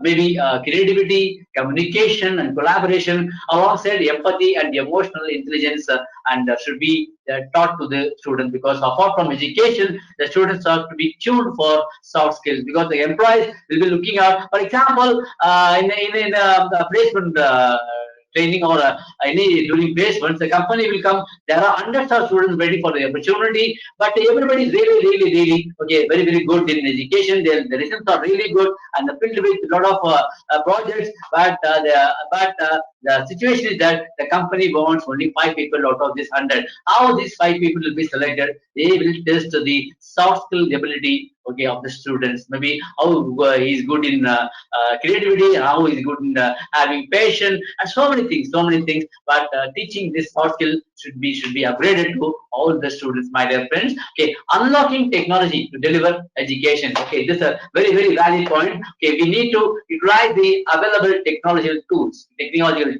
to create content for remote learning for students in our sector. Definitely, actually, the government of India, okay, in the current new education policy, they have adopted a lot of online opportunities for even students in remote areas, and also they can quit anytime, okay, they want, and train themselves in online and get the certification also. It's a great initiative by the government of India. And also I want to say stress on that educators across the world are experiencing new possibilities to do things differently, and with greater flexibility, resulting in potential benefits in accessibility to education for students across the world. Okay, these are all the points I can tell you. Okay, and most importantly, it is our hope that Generation Z, I can say, because people with 15 to 25 age, okay, alpha and the generations to come, this experience of isolation and remote learning away from the peers, teachers, and classroom will serve as a cautious reminder of the importance of our human need for the face-to-face social interactions. Okay, now I come to the opportunity. I have done enough for the challenges. I can really cope up with the challenges, and everyone can cope up with the challenges. Now every challenge is giving an opportunity, my dear friends. Okay, the new way of communication, that is an opportunity. It is prevailing now. Okay, I'm going to talk about the opportunities in the way of new way of communication. Okay, I'm sure, okay, the audience will agree, and the panelists also will agree. Life is full of challenges and opportunities. Okay, there is an Arabic saying that the silent sea will not create good sailors. Okay, maybe good swimmers also, okay, but the silent sea will not create good sailors. We need hurdles, okay, and from the hurdles we need to identify the great opportunities, and opportunities come, we have to grab that opportunities, okay, then we have to succeed in life. Okay, and keeping the saying in mind, I wish to deliver the available valuable opportunities for developing new way of communication. Okay, first time in the world, the world is facing a new concept in education. Okay, the world is facing a new concept in education. The first thing is that the very interesting point is that learn from home, teaching from home. It's a very, very surprising thing. Okay, the first time after a long time, okay, this concept has come. We have done a lot of research in Gurukula kind of a training, but this is online training kind of a thing, virtual training. Now the concept is very, very clear. The opportunity is very clear. Learn from home and teaching from home. Okay, and second point is that we need to sell ourselves as educator. Okay, we got a great opportunity to sell ourselves by creating impact virtually, because the teacher will be standing in front of camera, okay, and he will be visualized throughout the world, okay, but he cannot see the students physically. Now through virtually, the educator has to sell himself, okay, and we get a lot of time to tune ourselves, okay, in one-to-one session. For example, during one-to-one sessions, we get a lot of time. Okay, we recap ourselves, understand the mindset of our students when we meet them in person. But in virtual classroom, the opportunities are very, very less. Okay, within a short span of time, maybe 1.5 hours or 2 hours, we need to capture the attention of the students, create an impact, and make them sit, watch, and finally make them understand the concept. It's a great opportunity to update ourselves, and also opportunity for the students learn something new. Okay, and psychologically, a student can pay attention, as I said, only for 20 minutes, but there will be a lot of deviations if a student can get when he is not going to see by us. This see, mother will be disturbing, and the mother will be feeding the children during the training, and there will be a lot of series will be going on the channels. Okay, and the students will be watching the mobiles. He may be playing games, but there are a lot of deviations in the virtual classroom. But it is an opportunity to make the student pay attention to our classrooms, okay, and it's an opportunity for us to sell ourselves, as I said, prove ourselves, to impose new creative techniques using the current technology. Okay, in one-to-one, we can use the body language. Okay, use a lot of accessories. Okay, a lot of mimics I can do. We can show a lot of videos, and we can play a lot of activities. We can play a lot of games in one-to-one sessions. But here, the challenge, the opportunity is that only our voice tonality and smile are the only tool to grab the attention of the student. Okay, using that tool, we are tuning the student. It's a great opportunity. Of course, as I said, challenge is an opportunity. Okay, so combining the challenges and opportunities, I see the communication power, in particular communication in English. Okay, is a big task for the students. Okay, since the classes are going to be handled virtually, the institutions has very limited time to educate them in communication, as Mr. Murali also pointed out that. Okay, but anyway, a little bit elaborate, I can say students are going to learn virtually, and they will be attending virtual interviews. In the future, they are not going to have one-to-one interviews. They'll be getting phone calls, or virtual interviews are possible. So they have to prove themselves virtually because of the training, the teaching you are giving to the students. They have to adopt in the interviews. Okay. Also, the concept of LSRW is not happening now. Okay, it's a challenge, an opportunity for learning communication through. Of course, artificial intelligence is going to play a major role. Okay, here comes the role of artificial intelligence. Okay, this is the only way, okay, we can update our new way of communication. Okay, we cannot have one-to-one sessions. Okay, we cannot have sessions for more than 2.5 hours. Okay, but we need to improve the communication, the level of students and faculties. Okay, now I see a lot of apps are being introduced. Okay, that is, applications are being introduced, can be downloaded anywhere. Okay, introduced to update our communication even from home also. Okay, so the new education policy also highlights that the students can study in the local language and also can learn other languages. It's a very amazing point and welcoming point. Okay, students has to meet global clients also and settle globally, because the English communication. Okay, every language has got a uniqueness, but the English communication student has to learn, because they have to settle globally. They have to meet a lot of global clients. Okay, that's what the communication English is playing a major role. Okay, so and also the one-to-one session is missing, and through virtual only training is going to happen. Hereafter, no English also. They are not able to communicate in English. They cannot talk to the parents. They cannot talk to outsiders, because they don't get any opportunities to mingle with all the people. Okay, now hereafter, no English. Now I stress, my dear friends, I stress having good level of communication in English. and any language, in particular English, help the students to have a global clients and settle and globally. Okay, these are my points, my dear friends. Okay, and thank you very much for the opportunity. I think I've done reasonably well. Okay, reasonably well. Okay, and I submit my points here. Okay, and I leave it to the audience and the panel members to continue the session. Okay, I'll be eagerly waiting to hear from you. Thank you very much. Thank you, management, and thank you, Shruti ma'am and Lakshmi Narayan sir, and all the panel members who are patiently listening to my conversation and thoughts. Thank you very much. Thank you, sir. I think before going to the question answer, sorry for interruption in between. I think our VC sir has joined for the program. No. Oh, great. After 2 minutes, he'll be joining. After 2 minutes, he'll be joining. We can finish the question and answer. We can proceed with the question and answer session. Yes. Okay, yes. sir. Okay, Shruti ma'am, we can. Yes, ma'am. Yes, ma'am. Thank you so much, Kishore sir, for such an interactive and interesting session where you have thrown light to some of the topics, like especially in education, like what are the opportunities and challenges that we are as educators we are facing. So thank you so much for that. So there's a couple of questions. So the first question is, I mean, most of the people, most of the students, they don't know what is the difference between talking and communication. It's a very, very nice question to start with. Hello. Okay, fine.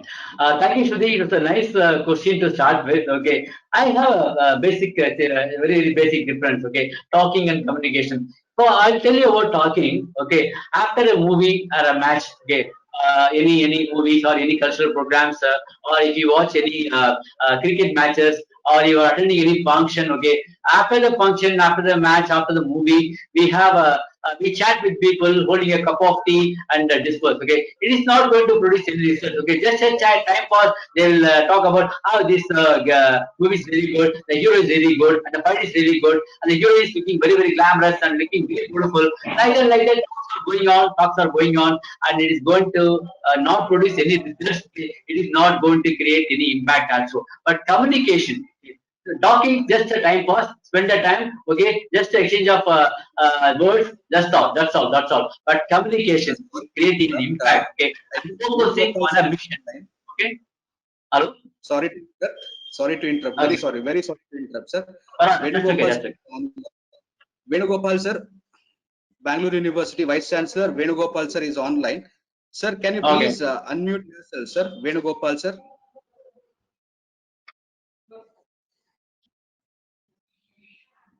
Sir, Venugopal sir self mute ಆಗಿದೆ.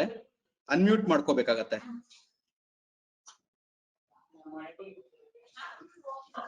Just remove this slide also, na? Someone who has shared this slide, can they remove the slide?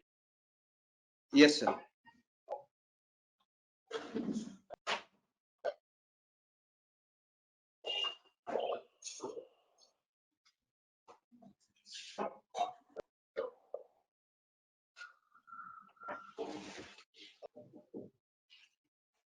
Venugopal sir.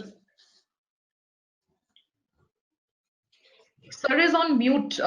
If he can unmute, we'll be able to. Sir is on self mute.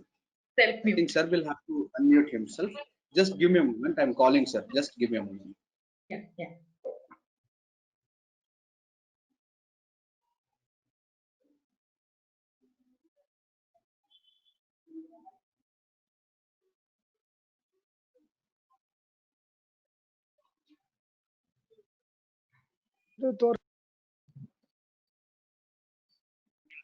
Okay.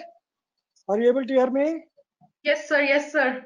Sir, Yes, we can hear you. Sir, immense pleasure, sir, to have you here with us. Yeah. Okay, ma'am. So we were waiting to inaugurate the session. So Yeah. Continue. I am inaugurating now. Okay. Sir, continue.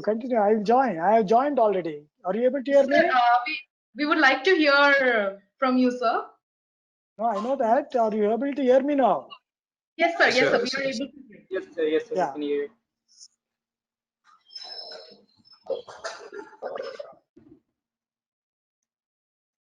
Okay, you're able to see me?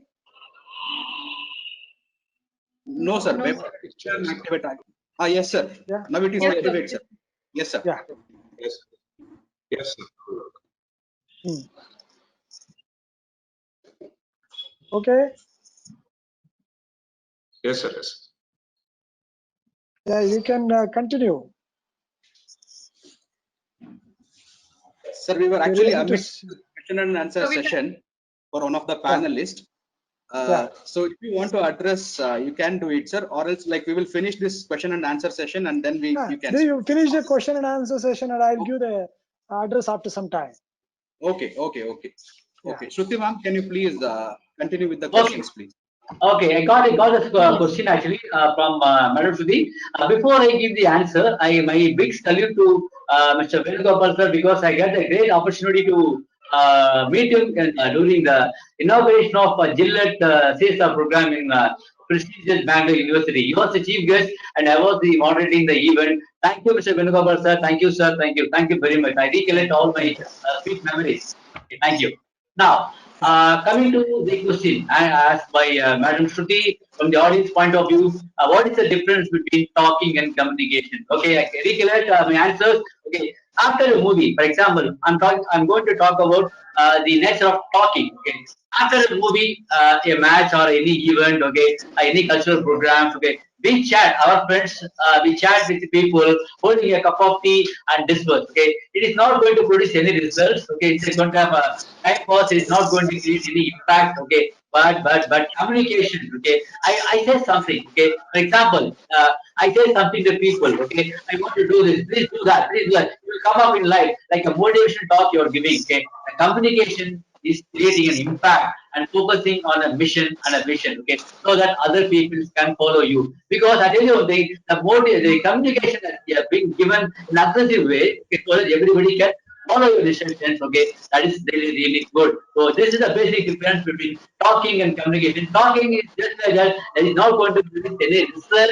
it is not going to create any impact, but communication, okay, it is getting an impact. For example, I can say the politicians say in meetings and the punch dialogues where our favorite heroes say in the movie, which will really enthrall all the audience, okay, to stand up and give a clap kind of a thing. Okay, communication is nothing but you say something and it is reaching the opponent. Okay, and the communicator actually ensures whether the person actually who listened to my conversation has understood the concept or not. Okay, this kind of okay, circle, this kind of knowledge being transferred in communication, but in talking is only a time pass. And thank you very much. Yes, sir. So one last question. Okay. The yeah, how we will measure the communication through artificial intelligence? Okay, that is also a very nice question. I will try to deliver the point, okay, which I know. I've done some research in artificial intelligence. Okay, recently I came across an app called ORI. Okay, based on artificial intelligence. Okay, and this is a based on application. I just tried it. Okay, there are a lot of what I can say, the apps are being downloaded and introduced across. But to say a sample, okay, I just want to say this.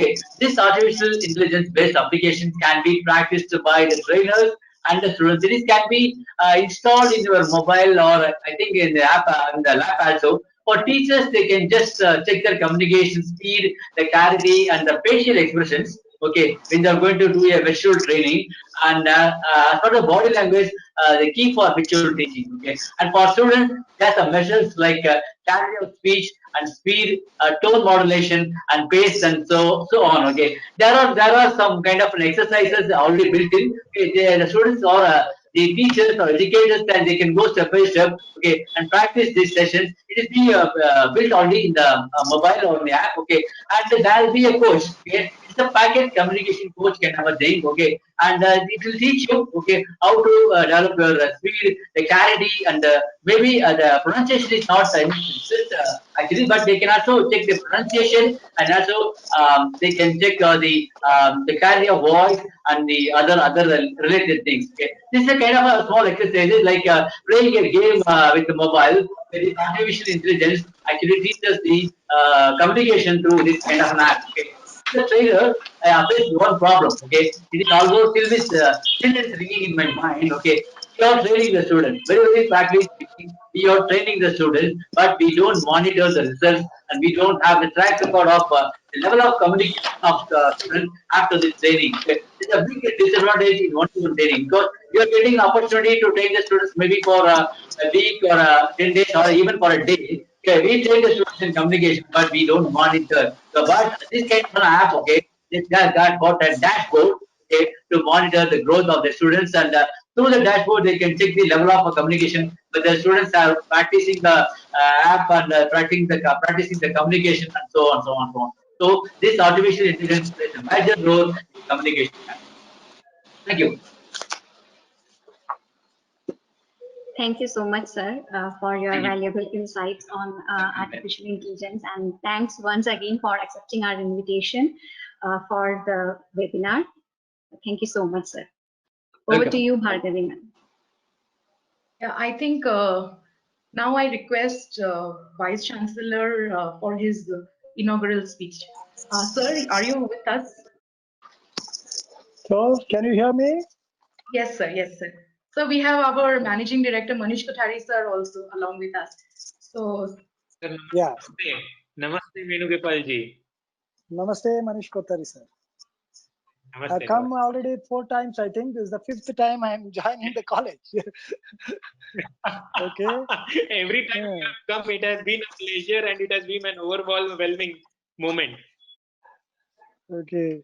So, thank you. Then, shall I start? Should I start addressing, or you're I think yes, we are all waiting to listen to you, sir. okay? So, thank you all for inviting me to ISBR once more. And the topic today is how we are going to face the present pandemic. What will be the type of education which you're going to see in months to come? How the students have to overcome this challenge of COVID-19. So you have earlier speakers, I think others have spoken, Shruti Pullai, Kishore Srinivasan, Manish, Srinivasa, Mohammad. All these people have spoken, and I think I'm the last speaker, if I'm right. no, sir, we are just in the middle of the session and Okay. yeah. Okay. I'm very sorry that I could not join you in the inaugural part of the program because this is the 4th program I'm trying to join and trying to address, because I thought that I will be relatively free during this COVID pandemic, but my work schedule has increased manifold during this pandemic in the last 3.5 months. And that is due to intensive education, that is due to online education, and that is due to the transformation of the regular classes to digital education. You know, the world has been passing through a different routine in this last 6 months. I've seen a digital divide, a digital transformation, a digital toxification, a digital intoxication, a digital trauma, a digital detoxification. And you know, all this digital technologies and all this, whatever I have said, whatever words I have associated till now has been really challenging in the field of education. In the last 4.5 months, Bangalore University is under lockdown.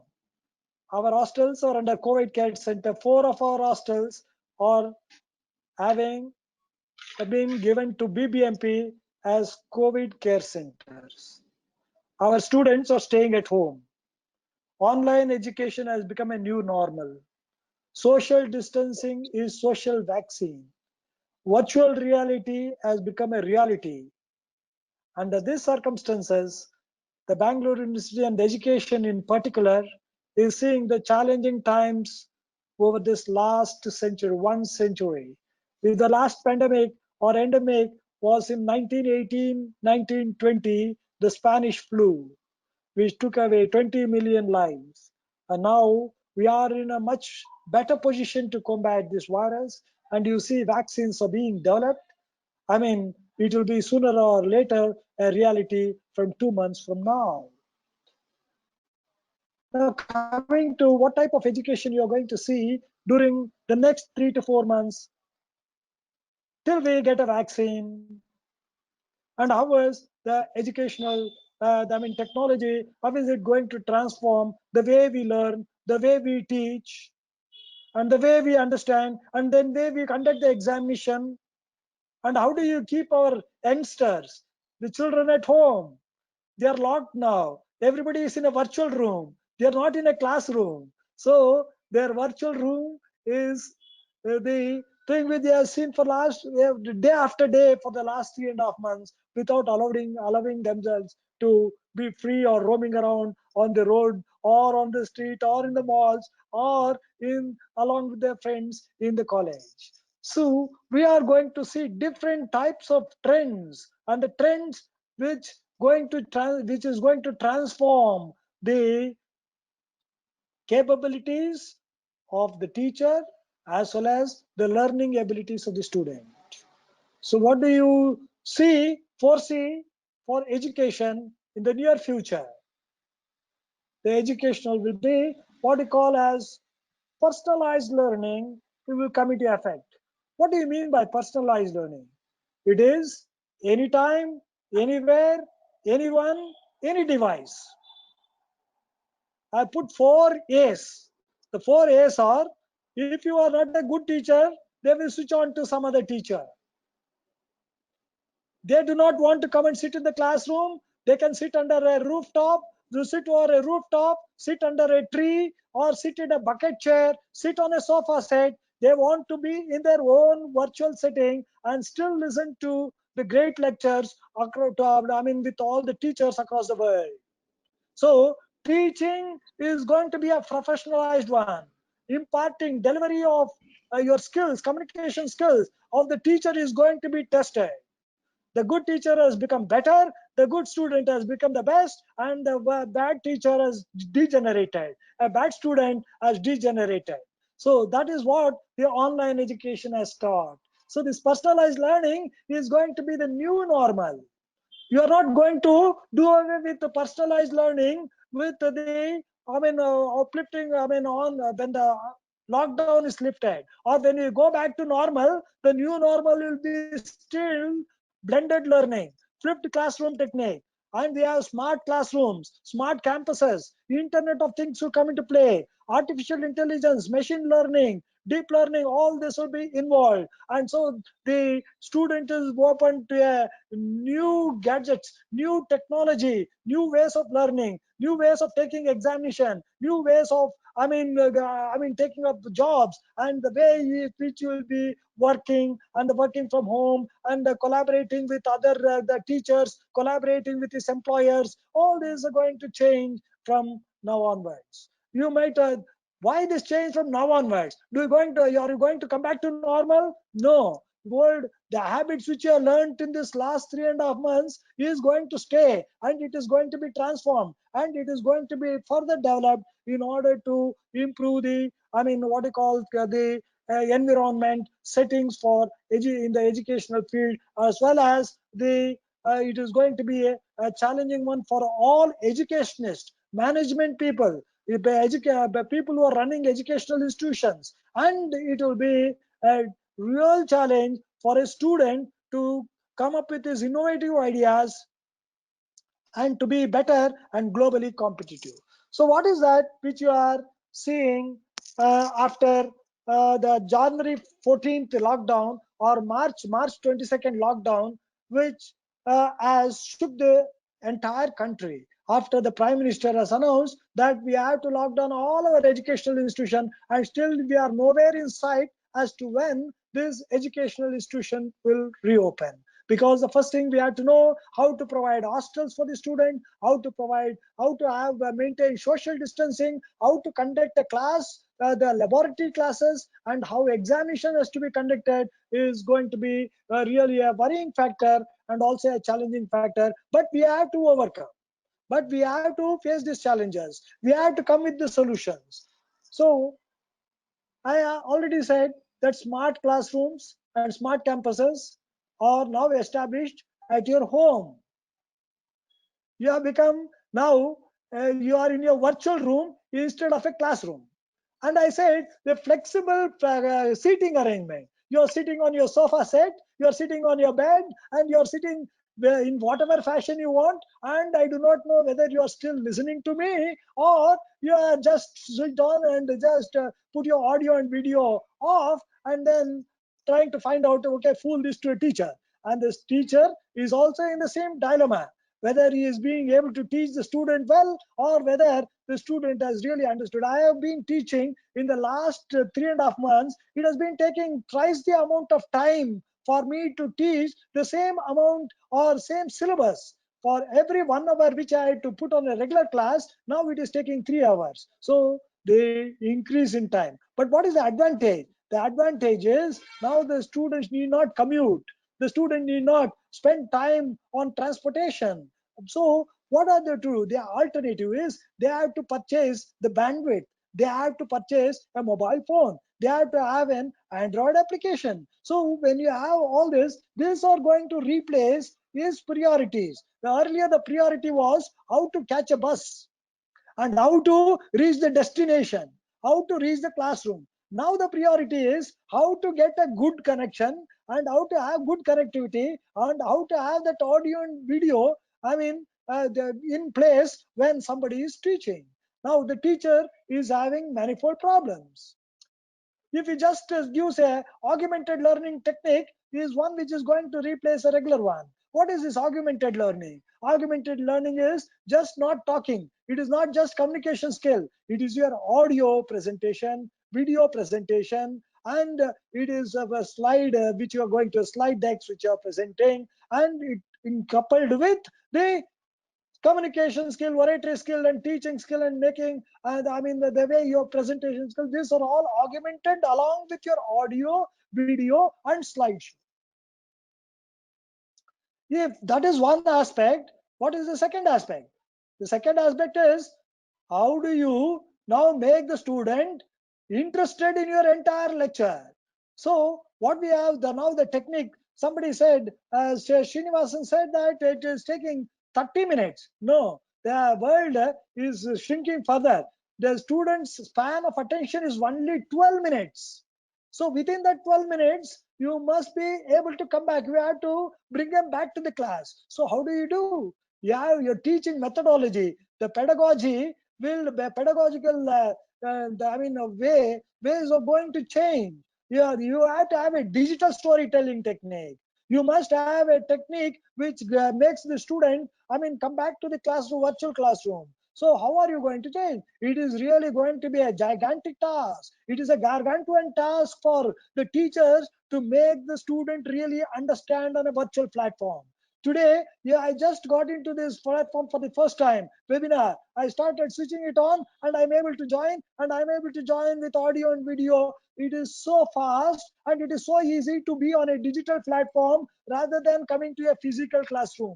I was asking my student, what is your experience with online classes in my classes? They said, sir, this is a wonderful experience. You are teaching much better than what you are teaching in the class, and we are focused because we are not disturbed. In the classroom, we used to see side by either side, and we are sitting in the last benches, middle benches, and front benches. That was a distinction. But now we are on the online platform where everybody is in the first bench. So I can see everybody. There is no platforms for teachers and students. All are sitting on the same platform, the same height, and you will see thousands of people witnessing this the webinar and seminar and getting access to it. So how is that artificial intelligence, deep learning, machine learning going to change our life, especially in education?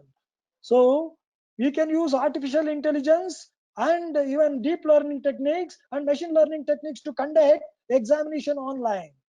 I always was interested in telling the student that you should be able to look forward. And some of the students said, we do not want exams, sir. If you don't take up the exam, you'll be happy only for that moment. But if you don't take the exam, you will be unhappy throughout your life. And how do you grade the students? Students should be graded. I have not failed students in my 40 years. I have given them 80 as minimum marks and I have given 100 as a maximum mark. But how do you get that 80 and 100? How do I distinguish that 100, 80 and 100? I have to give some form of exam. You have to take some form of examination.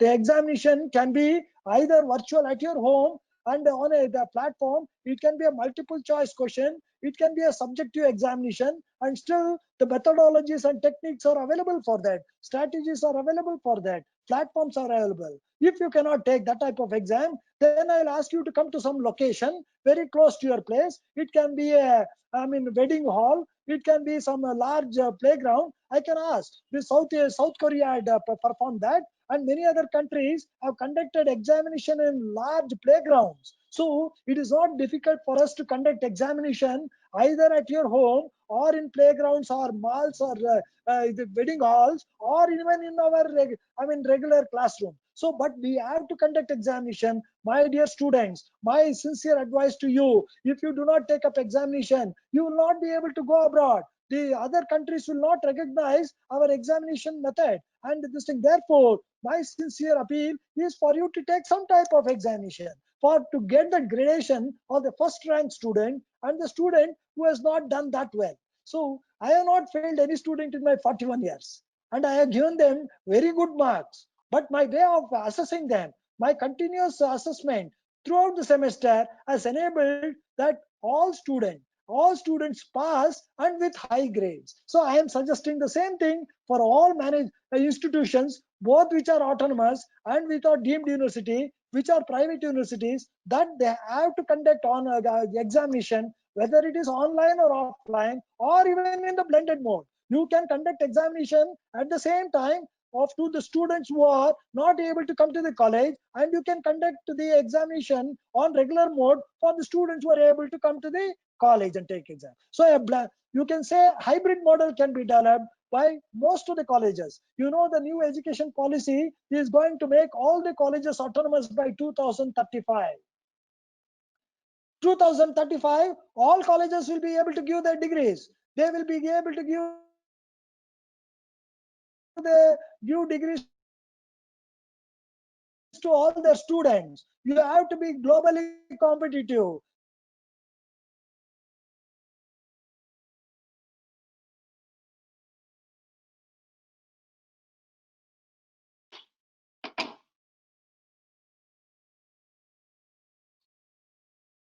You will get a vocational certificate.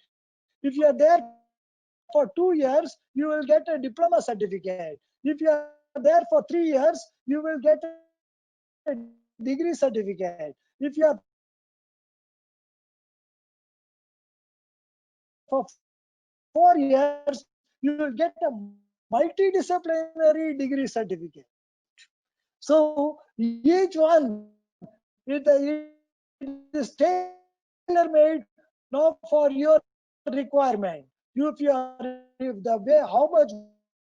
is the span you are interested in taking formal education, and that formal type of education will be available affordable to all, cheaper than the present education. There will be a mode of even funding the fees of the student. There is no, I think there is some like there technical is no glitch. geographical boundaries. There are courses in the new education you can take, and you can still maths. You can Venugopal still sir, sorry to do interrupt, but medicine we are to not able to hear you.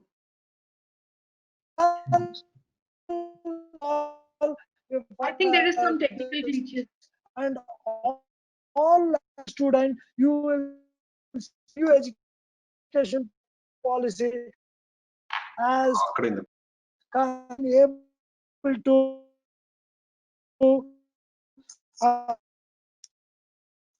courses as responsibility of I mean, how is the social age, and how and you can, what is known as technology. The narrative will be incorporated as well as your coverage and as well as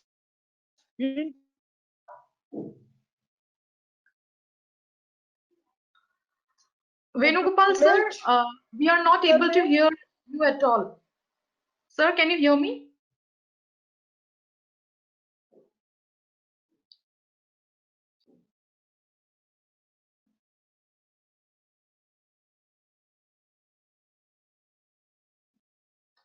Sir, we can see your video, but we cannot hear you at all.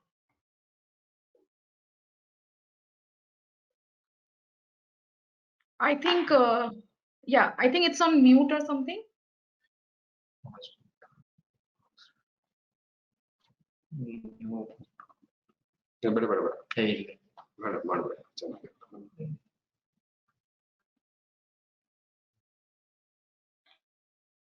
No, sir, we are not able to hear you.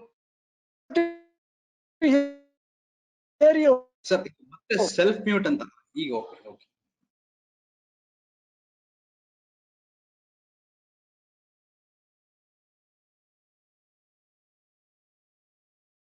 No, sir.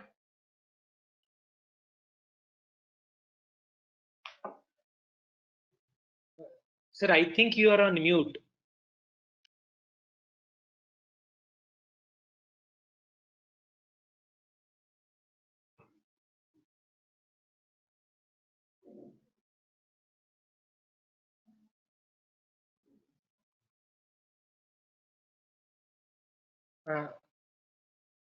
Sir, I think you are on mute.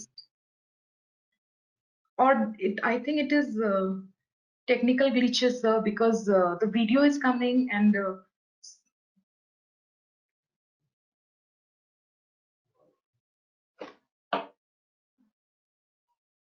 You can ask sir to rejoin again if we can.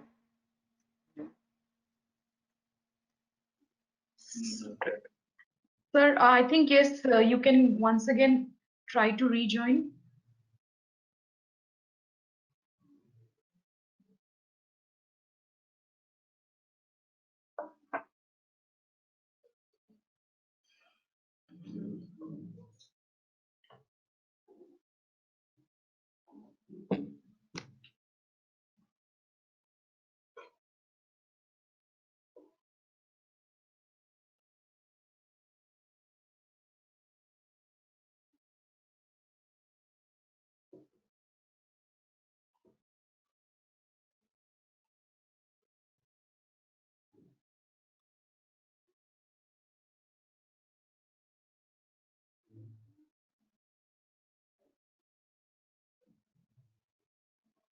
Okay, just now VC sir had called me. Like sir had some technical issues at his end. Though he was unmuting himself, we were not able to hear. Don't know where the problem was, but sir has asked us to continue with the program, and he said like he was very happy to join us, and he has said all the very best for the entire ISBR institutions. So thank you that we had you here until this time, sir. Thank you so much. Bhargavi ma'am, Thank I you, think we Dr. can. Mohammad. Looking forward to meet you again. Thank you, doctor.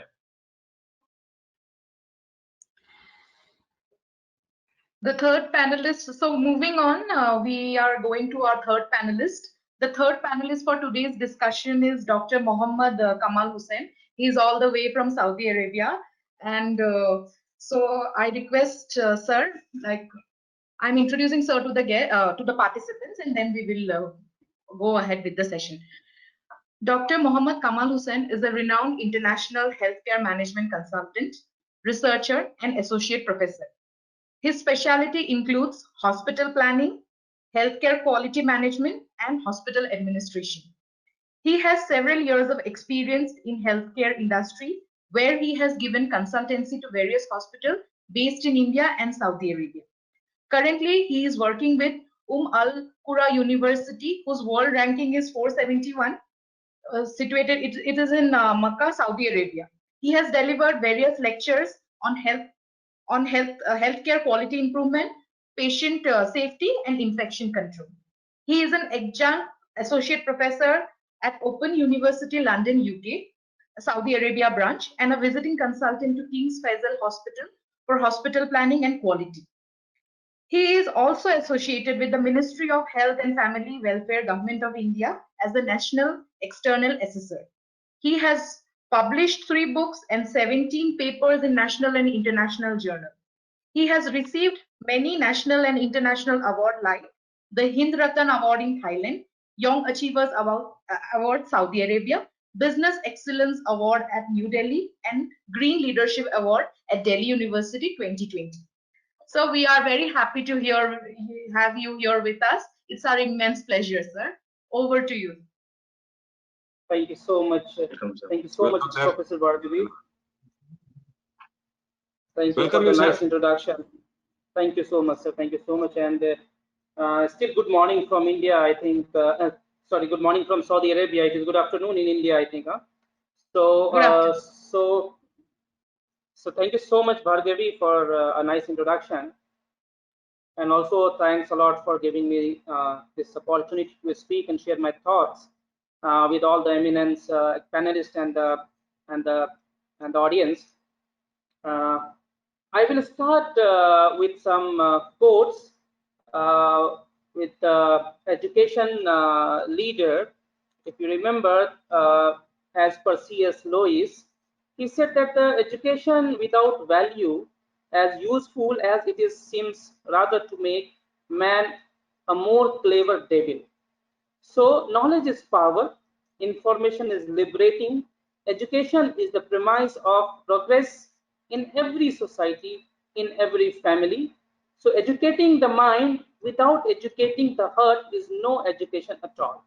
So if you remember, according to the Aristotle, the social scientist, what he has said about the human, that the human is a social animal. So we also belong to the mammalian family. So we are animal but social. If you see the current situation of the COVID-19 pandemic in the whole world, it is really drastic. It is really very challenging for all human. Human has to protect themselves nowadays. You can see this is the first time in the modern history in the world, like people are almost jailed or banned to stay at their home, not to go any places, not to go anywhere. In fact, as Professor Venugopal sir positively mentioned about the technology uses, like about the education and all, but I believe that there are some challenges in education as well. I will be inshallah talking about this one in actually means a few minutes. Now let me start with the actually COVID-19 crisis. If you see, there is currently no vaccine to prevent the coronavirus disease, which is COVID-19. Still hope is there. What I believe that it will take not less than 6 months or a year, according to the current situation about the vaccine. You can say the innovations, it is still in the progress. Not a single institutions are successful so far. Few are claiming, but it is still in dilemma that they have really succeeded in innovating this COVID-19 vaccine or not. So what is the best way? The best way to actually prevent illness, to avoid being exposed to the virus. So that's why we have to stay in the home. The virus is thought to spread mainly from person to person, between people who are in close contact with one another within about 6 feet. So through respiratory droplets produced when an infected person coughs, sneezes, or talks, these droplets can land in the mouths or noses of people who are nearby or possibly be inhaled into the lungs. Some recent studies have suggested that COVID-19 may be spread by people who are not showing symptoms. So let's talk the corona pandemic and the health industry. As you know, that the healthcare services is one of the basic human rights of every individual. healthcare providers are responsible to provide better care during the COVID-19 crisis to all patients. You can see nowadays almost all the hospitals, they are dealing with this patient only. They have stopped OPD. There are few hospitals they have this OPD facilities, but still they are using the technology. They are using this telemedicine for this OPD consultation and all. So managing quality during this pandemic in hospitals, it is a really big challenge for everyone. In fact, for us, all stakeholders, whether it is healthcare providers, patients, or doctors or nursing staff. By managing existing quality and adding few more concepts given by various sources like Ministry of Health, World Health Organizations can increase the desired outcome. So let us talk a little bit about the current health status. I will talk about the world. Like half of the world, people cannot access essential healthcare even in normal times. Think about this pandemic. The people cannot get the essential healthcare services in the normal time. So now this is the COVID-19 pandemic. I'm really afraid that it is very much challenging for all the country. While Italy has one doctor for every 243 people, see, Zambia has one doctor for every 10,000 people. But what WHO is saying? WHO is saying that every country should have one doctor per 1,000 population. So see, Italy, they are okay with the doctors, but Zambia, like a very poor country, they are struggling with this one. Mali has 3 ventilators per million people. See what will happen to this country in the COVID-19. They have only 3 ventilators per million people. So average health spending in low-income countries is only $14 per person a year, 70 times less than the high-income actually countries. So what are the challenges in COVID-19 pandemic related to the biomedical waste management? See, it is nowadays a big challenge for all healthcare providers. So medical waste is any waste that is generated as a byproduct of healthcare work at doctor surgeries, dentists, hospital, and laboratories. It includes any material that could come into contact with the body during diagnosis, research, drug administration, or any type of actually treatment. So there are type of waste. I'm sure that you all are aware about the type of healthcare waste. I will just brief the 5 types, which is general waste, infectious waste, hazardous waste, and radioactive waste. If you see the general waste, so the bulk of the most medical waste, most typical households and office waste, this comes under the general waste. Infectious, any waste that could cause an infection in human, like blood, human tissue, or anything contaminated with bodily fluids. Hazardous waste, like waste that is dangerous but not infectious, like sharps, discarded surgical equipments, and some chemical waste. And the last one is radioactive waste, which is any waste generated as a result of radioactive treatments like cancer therapies and medical equipments that uses the nuclear elements. Now let's talk a little bit about the market share of health industry worldwide. As actually Professor yes, Mr. Murali has mentioned about the two industry which is really having the much stake in India. If you talk about the worldwide, the information technology is the #1 industry, and then after we have healthcare industry. So the global healthcare market reached a value of nearly $8,452 billion in 2018, having grown at a compound annual growth rate of 7.3% since 2014, and it is expected to grow at a CAGR of 8.9% to nearly $11,908 billion by 2020. So growth in the historic period resulted from the rapid growth in the elderly population, strong economic growth in emerging markets, decline in oil prices, and health insurance reform globally. So the factors that negatively affected growth in the historic period were low healthcare access, shortage of skilled human resources, difficulties in manufacturing biologics, and regulatory changes. You can see there are time to time there are many regulatory changes every country is facing. So healthcare market segment again. So the healthcare market is segmented by type into healthcare services, pharmaceutical drugs, medical equipments, biologics, and veterinary healthcare. So healthcare services were the largest segment of the healthcare market, accounting for almost 17.94 actually percent of the total in 2018. So it was followed by the pharmaceutical drugs, medical equipment, and then other segment. If you talk about the North America, it was the largest market for healthcare, accounting approximately 42% of the global market in 2018, and it was followed by Asia Pacific, Western Europe, and then other regions. So Asia Pacific is now coming second, where you can find all the developing countries. So going forward, the fastest growing regions in the healthcare market will be the Asia Pacific and Africa, where growth will be almost 13 to 14% respectively. So these will be followed by the Middle East, like Saudi Arabia and other countries like UAE and Oman and Qatar, and South America, where the markets are expected to grow approx 13 to almost 13 to 14%. Now, the impact of the COVID-19 pandemic on healthcare system. We have to see how this COVID pandemic is affecting healthcare system. You can see, like almost all healthcare systems, or you can say systems, have collapsed worldwide. For the first time in the history, a health crisis has shut down the entire global economy, painfully demonstrating how inseparable healthcare and the economy have become.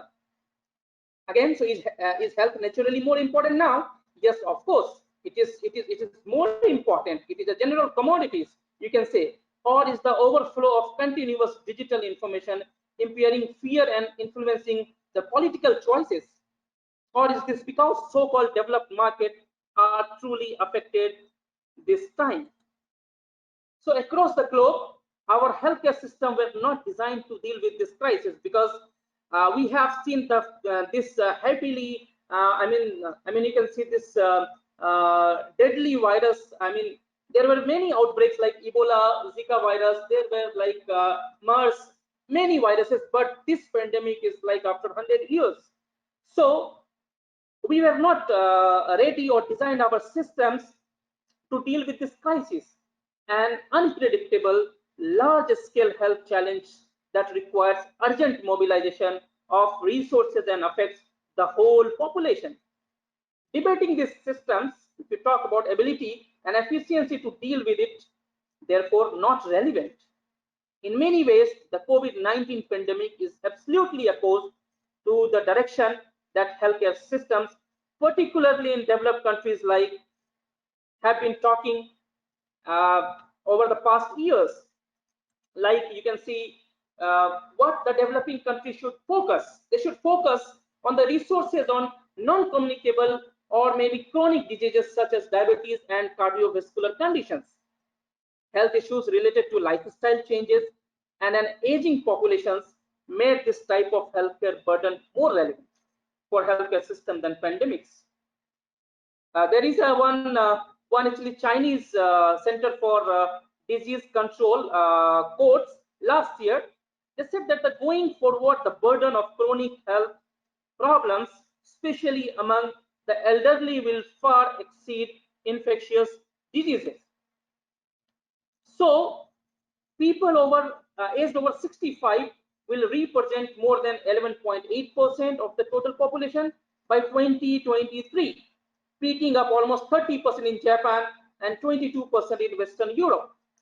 So the number of people living, for example, among the chronic diseases, when diabetes is projected to increase by 48%, which is approximately 629 million by 2045. See, almost you can talk about like the if you see the country wise, India is the second one in this category. Number one will be the China, having almost 115 million, and India will have not less than 73 million. and the United States then having 30 or 31 million topping the list. So that is again the main drive efficiency, shifting care from hospital to outpatient settings. If you talk about the France, the number of overnight hospitalizations beds decreased by almost 5%, while outpatient care beds increased by 8%, and in-home hospitalization increased by 4%. You can see during and after COVID-19 pandemic, it will increase tremendously. I mean, of course, during this COVID pandemic, people are avoiding going hospital for their treatment. They are relying on the doctor words or the old prescriptions. They are going to buy the medicines and using the same medicine for the long time. You can see almost 4 to 5 months, people are not going and consulting the doctors. They are using maybe telephone, maybe you can say the e-health or telemedicine, or maybe you can say the phone consultation, etc. So they are not visiting hospitals. So recently, less than 3% of healthcare spending went to the prevention in Organization for Economic Cooperation and Development countries like Sweden and all. Most of these countries spend between 2 to 4%, which has remained stable over the long time. In addition, nearly 50% of the prevention spending was on healthy conditions, monitoring programs such as checkups and dental examinations, 25% on health promotion, while both immunization and screening, the programs accounted for less than 10% each. So there are immediate and long-term, means you can say there are immediate and near-term challenge as well as long-term challenge with the COVID-19 emergency and its collateral impact. Leaders around the world are putting in place emergency measures to cope with this health crisis, adjusting in real time and spending each day fixing errors they made yesterday. People are trying their hard to actually protect the patients. You can see the mortality rates. Before, when it started, it was like 17% mortality. I'm talking about the outcome. It is not about the entire affected people. The outcome, like how many people got recovered, how many people got died. I mean the health health outcome. So it was like 16 to 17%, and slowly it is now decreased to 6 or 7% mortality worldwide, which is really a good sign. So in the near term, healthcare system will face two major additional collateral issues. The first will be the physical and mental exhaustion. People are now going mad. They are like many. You can say the bipolar. They are sometimes changing their thoughts time to time, staying at home, sleeping in home, not going outside, taking food, taking rest. How? I mean, as I said in starting that as Aristotle, that human actually are a social animal. So now we are banned to socialize, we are banned to mingle. So now you can believe that human is what similar to like you can say, I will not quote animal, but yes, still we have hope. And the second will be actually growing backlog of healthcare procedures. For example, the inability of fear of high-risk patients to consult a doctor is disrupting the chronic disease management and delaying some critical cancer procedures. If you talk about the France, consultation have fallen by 40% among general practitioners, which is really alarming. People are not looking about any other disease. They are thinking only about the COVID-19 and COVID-19. See, when you talk about the hospital occupancy, before, I mean, if you go to any multi-specialty hospital, big hospital in Bangalore, in fact, in Delhi, in maybe you can say Gurgaon or in Chennai, the occupancy was almost 90 to 95%. Now you can see people stop going. They are not going for, I mean, if of course, if emergency surgery is required, people are visiting the hospital, but still people, they are trying to avoid, they're in fear. They don't want to go hospital because hospital is the main source nowadays for getting the COVID-19 infections, because hospitals, they are treating the patients COVID-19 patients in the hospital, so there is still high chances to get affected in the hospital. So people are limiting themselves, staying home, doing all the stuff, taking old prescriptions, getting medicines, but not visiting any hospitals for even for the consultations, etc. So in addition, containment, any progressive deconfinement measures compounded by the economic recession will undoubtedly affect mental health, which is anxiety, depression, physical health like weight gain, unbalanced nutrition. We are not going. We are taking calories, but we are not burning the calories. Huh? We are taking so many fats and we're getting fats, and we're not going outside to burn the calories. We are not doing exercise. We are almost sleeping and doing some other stuff, not physical, I mean actually activity. So long-term view, of course there is a short-term and the long-term.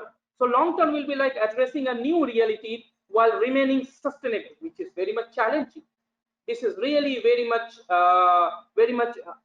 I mean, you can say the big concern. The COVID-19 pandemic will have a it will have a longer-term impact on healthcare system that should be addressed by political and healthcare authorities as soon as possible. Non-communicable disease will continue to rise. It is like it's projected like account for 75% of all deaths in 2030. I mean, then actually within them, the chronic conditions are associated with the intensive use of healthcare resources, with, for example, 70% of total health funding in England spent on 30% of the population that have long-term conditions. In addition, mental health is projected to become the leading cause of morbidity and mortality. See, people are now developing the suicidal nature. They are developing, they wanted to get rid of this COVID pandemic. They wanted to go out. They are now having too much stress. There is of course, the big challenge is like losing the jobs.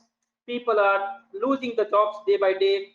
I mean, they don't have enough savings. They have like loans from the banks. They are unable to pay the loan amount.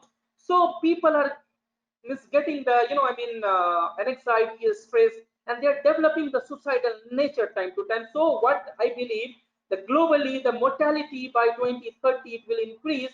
Like mental health is the big challenge for every country according to the WHO. I am happy that India is running mental health program. They have this program since very long time. They are trying to deal with the mental health people. They are giving the medicines, they are giving the counseling, etc. So now the 5 dimensions, what I believe a world could unfold after this crisis. It is rightly mentioned by actually Professor Manish and Dr. Venugopal and we have Dr. Kishore sir. They have all mentioned very nice thoughts. I'm also you can say I'm also relating with them only. So the world should think about the economy, society, politics, technology, and sustainability. So economy, of course, there is a big questions like, will worldwide economies rebound after absorbing a actually passing storm, or enter an extended recession again? So you can see there is, I mean, you can say people are not doing so much business. You can say they have stopped the actually economy. I mean, every country have actually partially opened their economy. So it is a big challenge, like reopening the economy and slowly. I mean thinking about means about the opening all the market and coming into normal life, which is really big challenge for every country in the world. Society, of course, society nowadays, you can see they have the anxiety, they have stress, they have too many problems, they are losing the jobs, they are losing the hopes. So of course it will rise, the social problems will rise. So it is again a big challenge for every country. Politics, will government around the world gain trust and international organizations such as WHO. Like many countries, they are blaming WHO. Many countries, they are supporting WHO. So this is again a big challenge for WHO, in fact, to maintain that trust in the market. Politics. I mean, the people in the different states in India, they are dealing with this actually COVID-19 crisis. They are trying to give the better treatment to the population, but still the people having much expectations. So the political crisis, of course, will be the one of the biggest challenge for every country or every political party, or especially the ruling party. Like if they are if they are not unable, if they are not able to give the best care. Technology, yeah, we all are depending on the technology. Yeah, we can say that the people, I mean, use the technology since long times. Especially if you talk about the 30 years span, you can find that technological advancement. I mean, is there anything? Okay. Now, actually, if you talk about now, I will discuss which is my domain, which is public health. If you talk about the increasing demand of the public health experts, of course, there are many courses available in India. I mean, if you talk about the Master of Public Health or Master of Health Management, MBA in Health Management, there are still available, or MD in Community Medicine, MD in Hospital Administrations are there. But still, after this pandemic, there will be, of course, a demand of public health experts. During this pandemic, every country having shortage of this public health experts. So, of course, every country has to think, and they have to introduce some public health courses, like maybe diploma courses or certificate program or bachelor or master program.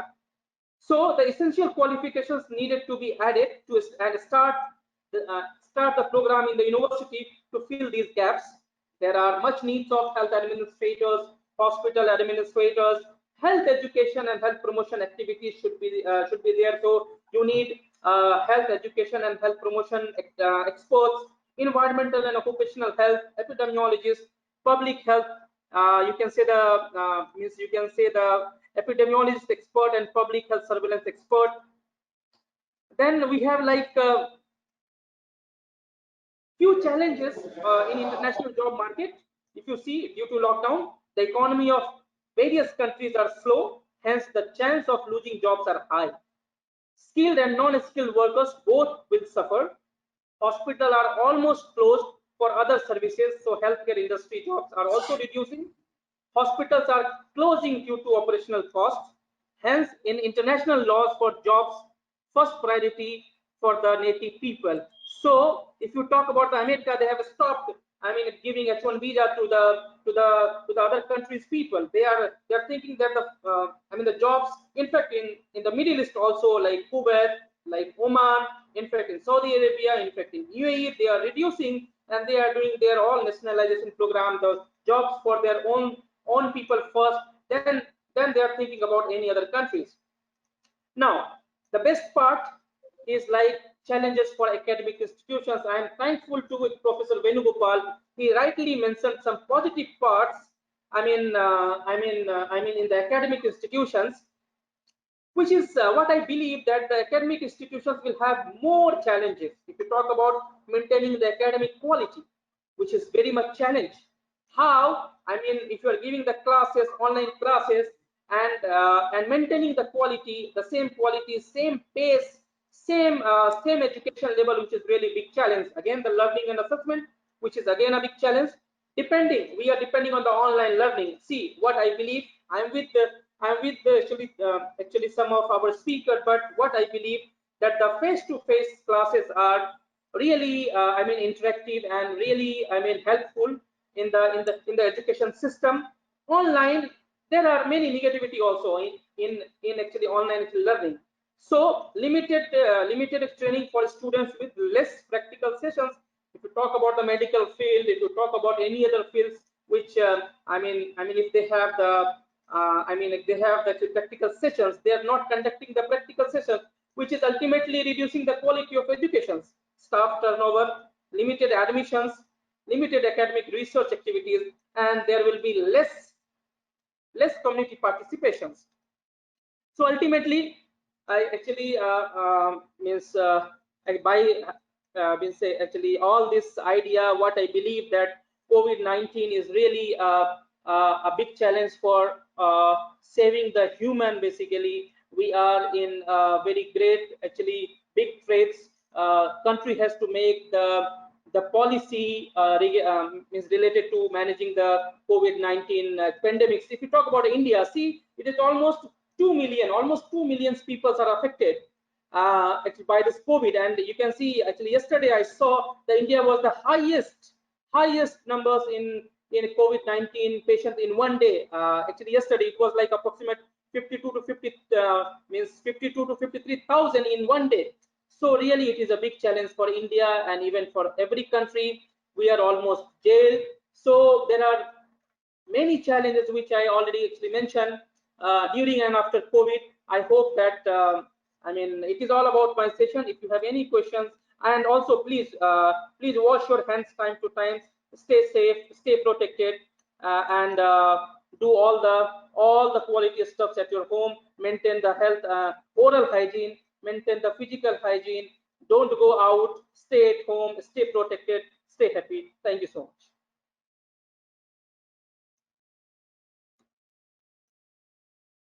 Yes, Prof. Bhargavi, I cannot hear you. Yeah, thank you so much, sir. It was immense pleasure hearing from you, sir. And you have tried to cover almost all the segments. So it was definitely an enriching session. So but we will definitely go to the question and answer. Before that, we have our principal, Tapan Nayak, sir, with us. So, sir, can you hear me, sir? A few words from your end. So it's a pleasure to have you here, sir. Good afternoon to everyone. Can you hear me now? Yeah. Yes, sir. Yes, sir. You are audible. First of all, I want to thank Dr. Mohammad Kamal Hussain, who is the head of Quality UAE University, Saudi Arabia. I want to thank Mr. Murali Ramakrishnan, entrepreneur and thought leaders. Our Professor Srinivas also joining, and I want to thank Dr. Venugopal. I missed that I was not in video, but I was listening to him. I also thank Mr. Manish Kothari, who is the dynamic leader in ISBR. I think it hangs. See, because of Mr. Manish Kothari, whatever ISBR heights we achieved, because of him, his leadership, and you know, the COVID-19 crisis has been affected all of us permanently, and which is reshaped our world as it continues to unfold. I think what Dr. Kamal Hussain said, I do agree, and Mr. Kishore also said, I think some of the point I missed, maybe unquoted. See, I'll tell you the two segments of this crisis.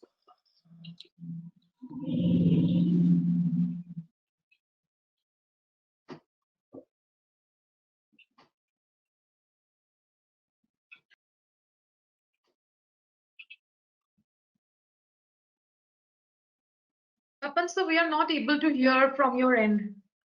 Sir, you there? I can see your video, but you are not audible. No, sir, you're not audible.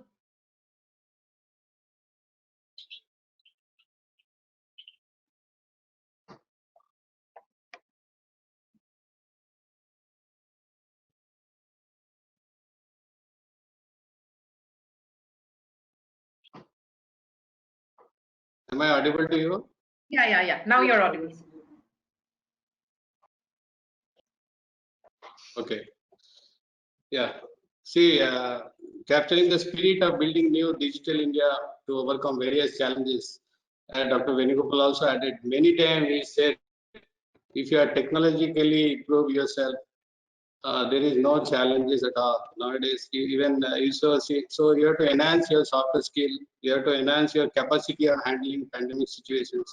You have to enhance the technological what is called experiences, how to scale out the problem. So depending on the situation, every human being is having their own problems. But see, they should find their own solution itself. Nobody will give the solution for that. So never less the opportunity and problem never-ending process. And what Honorable Vice Chancellor also many times he guided us how to handle the situation for online exams, the offline exams and all. I thank you all the panelists for putting their more efforts on this particular domain and spending their good time with us. I welcome you all again and thank you very much for participating for our online panel discussion. We may invite you some more time and definitely I'm welcoming you to come to our institute whenever you feel free. This is my invitation to all of you. Please join with us for further other activities as well. We need your suggestions, your advice for better involvement of our institute. Thank you and thank you over to Bhargavi. Yes, sir. Sir, before moving to the fourth panelist, I have one question. As we have little time we are running short of time. So I will just take up one question and I want you to address. I think this question is very important for us to understand. So, sir, what is the impact of COVID-19 pandemic on the healthcare system worldwide? What is the impact, sir? Can you just highlight it to us? Yes.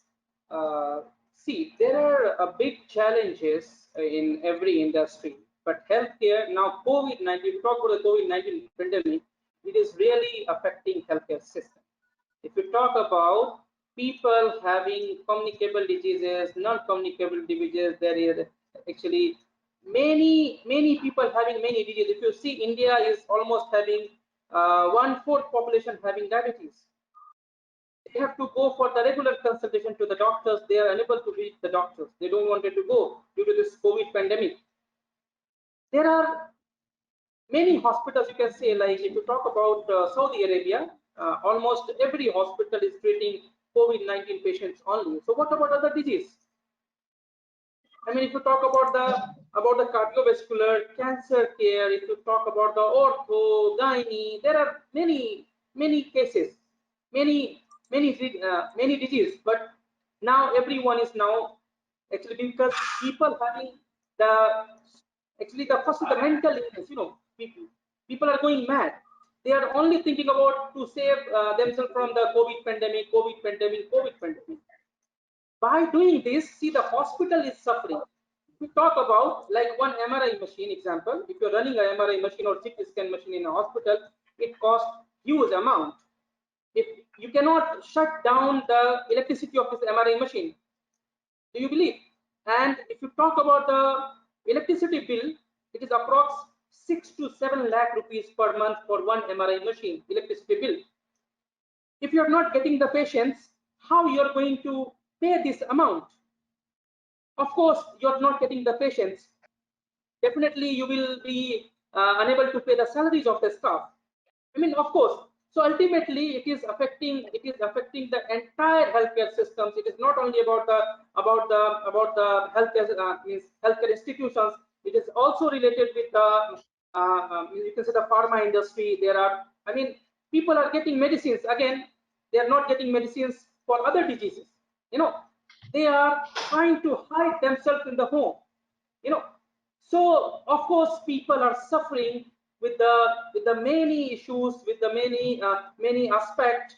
So COVID-19 is really dangerous virus, and it is really trying to kill the human. But inshallah, I hope one day we will inshallah win, and inshallah everything will be okay. Yes, thank you. Yes, ma'am.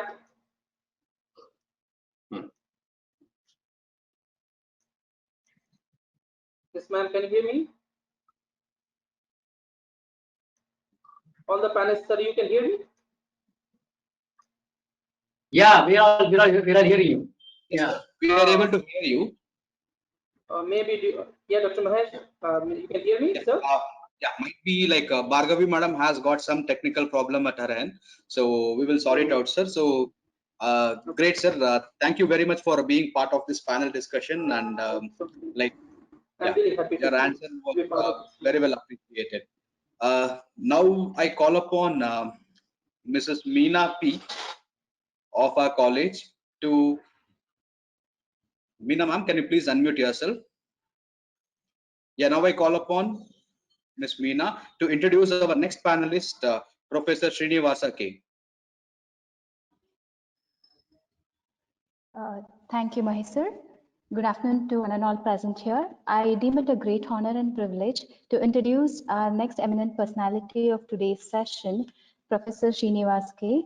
Sir has completed MA in Economics, MBA in Marketing, MPhil in Economics, and is also a research scholar at the verge of completing his PhD in Economics from Bharatidasan University. As a part of a professional stint, Sir has worked as a research assistant for various government-funded projects. Sir is highly accomplished and renowned professional with 21 years of teaching experience in handling various subjects across different renowned universities. He has been part of ISBR institutions since the last 4 years. Sir has also been a judge for various management events. As a soft skill trainer, Sir also delivered several guest lectures on many sensational topics. We are also glad to inform you all that Professor Srinivas Sir is also a very good theatre artist and has won prestigious Karnataka State Award for Best Theatre Performance and has been proactive in conducting various community development programs. We welcome you, sir, and over to you, Thank sir, you. for the session. Thank you. I'm the last. I don't think I can take you much of time because most of you have discussed many points pertaining to this current crisis, COVID crisis. First of all, let me thank the management and our institution, give me an opportunity to speak on this topic, more relevant topic. And I am taking this opportunity to share my few of my thoughts with all of you. And most of you have covered various points pertaining to this present crisis. The COVID, unexpected, unwarranted. Nobody even predicted that COVID is going to come. And many times you can see that many pandemics have come. If you look at swine flu has come 100 years back, and after that, many SARS, many things has come, as Mohammad Kamal sir has pointed out, and very soon that we got the medicines and all that. And of course, a lot of efforts is happening across the world to find the medicine for the pandemic. We hope so very soon we get it and they get it solved and get it relieved, and we will go to the same and rebound to the same position. On this note, I will start my discussion with three important lines. The first important is how the COVID has perished our economy, and what was the situation which is created at the present one, and what are the challenges that we're going to face in a near future, that is in post-COVID, and of course, what are the opportunities. I basically, from the agriculture background, my family is from the agriculture, and I know the inbounds of the rural life system. I will cover that point when I discuss the opportunities. Firstly, the COVID is deeply penetrated across the world. It's not only a domestic problem, it's a global problem which is experienced every loop and corner across the world. And how the effects is cascading effects. It germinates a multiple risk. Each risk is complicated. It's not one line or one segment is affected, every segment is affected.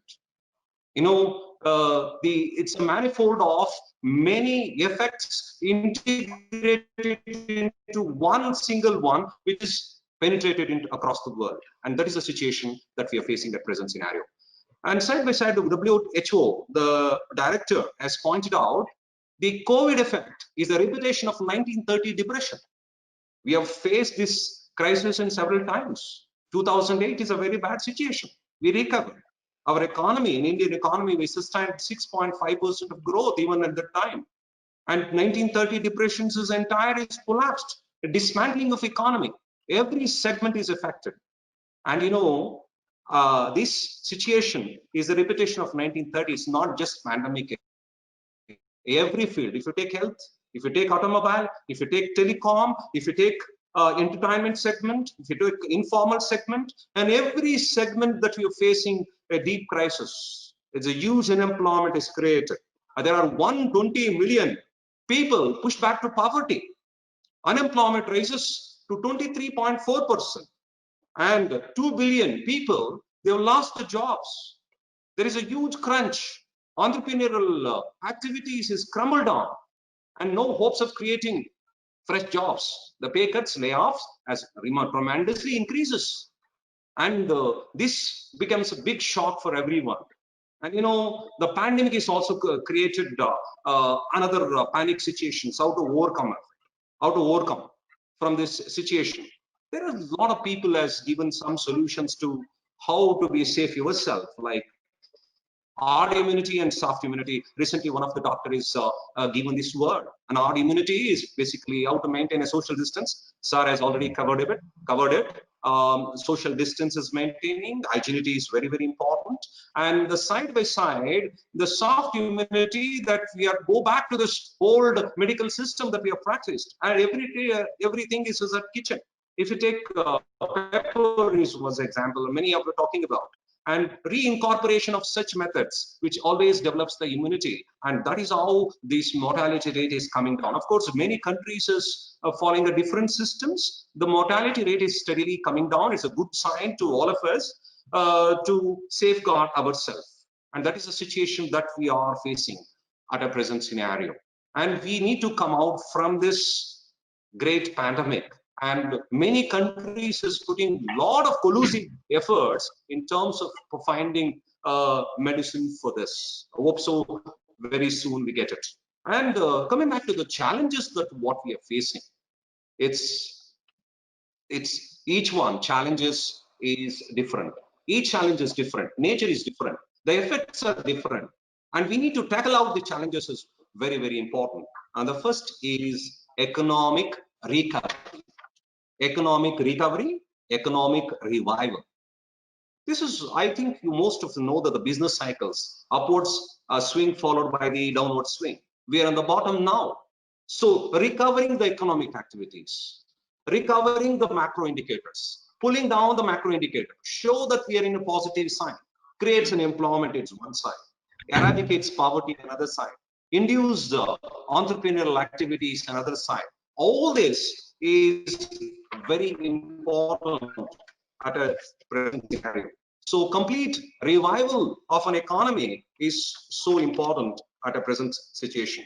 And every segment we need to need a revival. So how to revival is a very pertinent question right in front of us. The first and foremost is the creativity and innovations is very, very important. The idea. So once idea is translated, that is to creation, creation leads to innovation. So every innovation in every segment is so important so that they can find a new product according to the requirements of economy. Let us take very example. In the pandemic situation that we have faced, what is that? The ventilators, so the shortages of ventilators and different other medical products. I think Kamal sir agree that we are facing. But today, a lot of startups have come. Startups have come. The government is infringed so much of funds to start many startups, and that leads to innovating new products, medical products. Such innovations and creativity always helpful to economy to regenerate and induces the entrepreneurial activities, and that will help to induce economic activities. So the first and foremost, economic revival is very, very important in every segment that can be achieved through innovation and creativity. Innovation and creativity is very, very important in a near future in the post-COVID period. That's the first one. The second important one is technological challenges. Really, technology is changing at present scenario. There are two kinds of technology. So one is technological diffusion. Second one is technological reinforcement. What is these two words is all about? Technological reinforcement is upgrading the existing technology every time, and technological diffusion is changing one product line to another product line. New methods has to emerge, new dimensions has to emerge. In case of education, today what is happening? So in the pandemic situations, kids cannot go to the schools, especially in the rural segment. You know, the places is very far. Transportation is a big task. They cannot reach out. And now the digitization has come. Digitization, how to digitization is a big challenge. So digitization of education is very, very important at present scenario. We have learned the lessons of this time, that digitization is a transformation where the learning process is completely changed. There is two important digitizations. Because of time shortage, I have not elaborated much. I will cover only 2 points. One is offline and online education. In online, what happens in the rural economy? So buying the gadgets is very, very difficult because of the backwardness, and they cannot access to the new technology. And recently, you come across in one of the places they try to sell their very important vehicle to buy a mobile phone gadget, to buy a gadget. And for them, there is another line which has come on offline. Offline has come. Offline where we can record all the videos and send it across. And today, what governments is making a lot of efforts, and different governments, digitization has to expand, network has to expand, reach out to the larger rural people so that there is a better connectivity, can access to the education. And today, digitization is more informal way of communicating and educating and enhance their knowledge, and that is what is doing it, and enhance the skills as well. How to enhance the skills is very important. Let us take vocational courses plays a very, very important role. Like some of the companies come forward in training the people. In what way? Let us say plumbing is an example. There are some companies come forward to train them in the plumbing and learn that skills and incorporate that skills and develop an enterprise. So on enterprises and entrepreneurship, which will emerge with a lot of efforts, and digitization in one segment, and people is coming to the platforms, electronic platforms, e-commerce and other things. So a lot of platforms has come. Let me give one micro platform I will like to leave in the rural masses to buy vegetables, and there are people using an app. They will book it and buy the directly. So there's so many changes which is happening. Is more cost effective. If you look at the economic angle, the cost effective, time consumer, reach outs on time, no further delays is happening. And in the entire process, the technological driven is very, very important. Even, for example, the industries as well. Industries, if you take small scale industries, they're following a very traditional methods, MSMEs, and today is incorporating the technology. I know I would like to give one example pertaining to this. There are a lot of MNC companies is giving the contract manufacturing.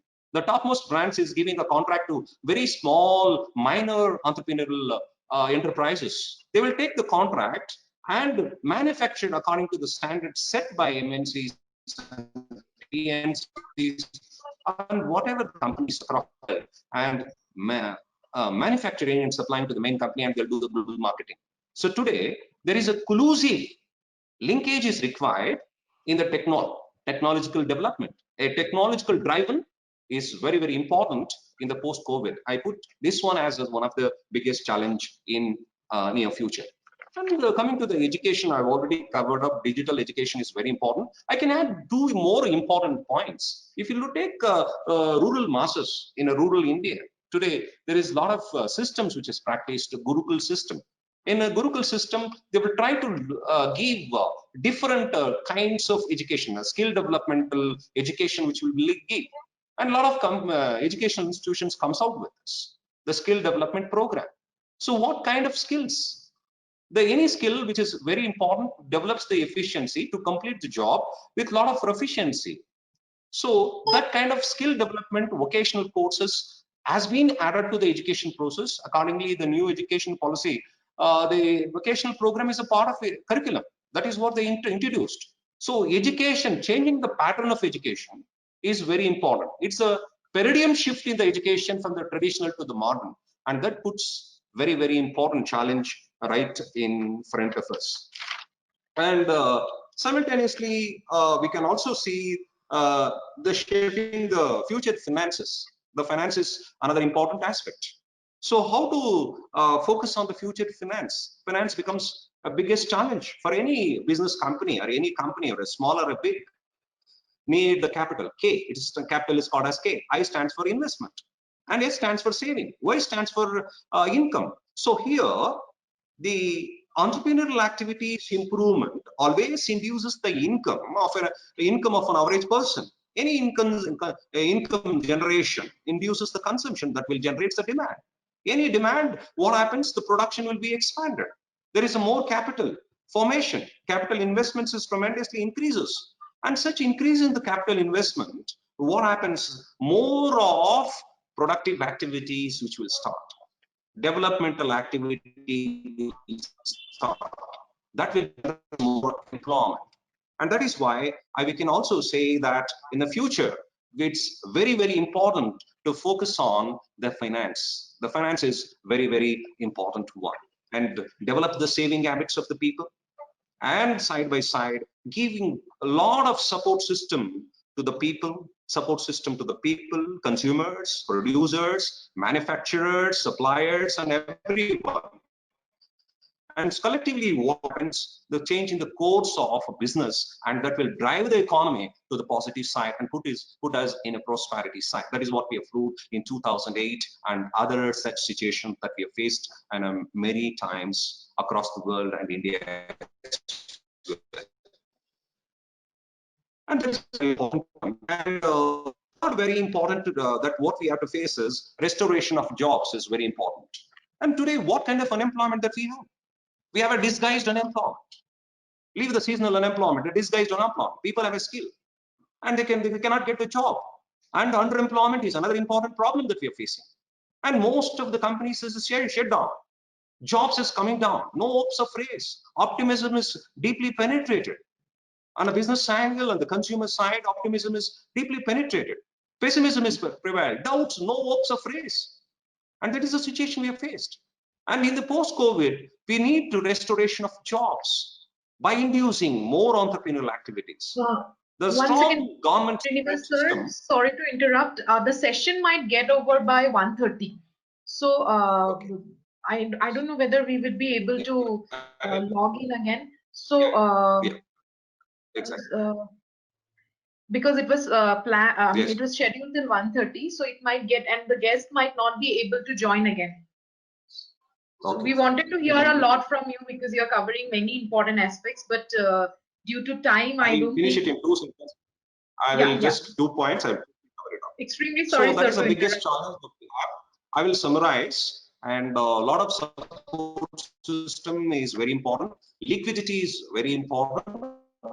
Liquidation, economic liquidation. Recently, government packages, what they given you to know, and the lot of support system is required from government is a physical support, and monetary support is very, very important. And I put you very important note: Reserve Bank of India appointed 176 officials today to monitor the COVID situation, to infringe what is required for the industry in the country. It's a very, very good sign for the country. We'll take these measures and government measures and collectively goes together to change the entire situation. And opportunities, if you're talking about, I've just covered the 2 points of opportunities. I strongly says the agriculture, there is huge opportunities is created. In recession, all of you know very well. So when entire industry is perished, most of the assets is undermined. The many companies are declared as NPA. They've gone for the liquidations. Banks becomes bankrupt. That you know very well. In such a situation, the India growth rate is sustained at 6.5% because of agriculture. Agriculture export is very good at the time, and we go back to the agriculture. A lot of innovations is very, very important. And we all very health conscious. I think Kamal sir will agree with this point. Organic farming is very, very popular. And today, a small space is enough to grow different vegetables. It's more hygienic.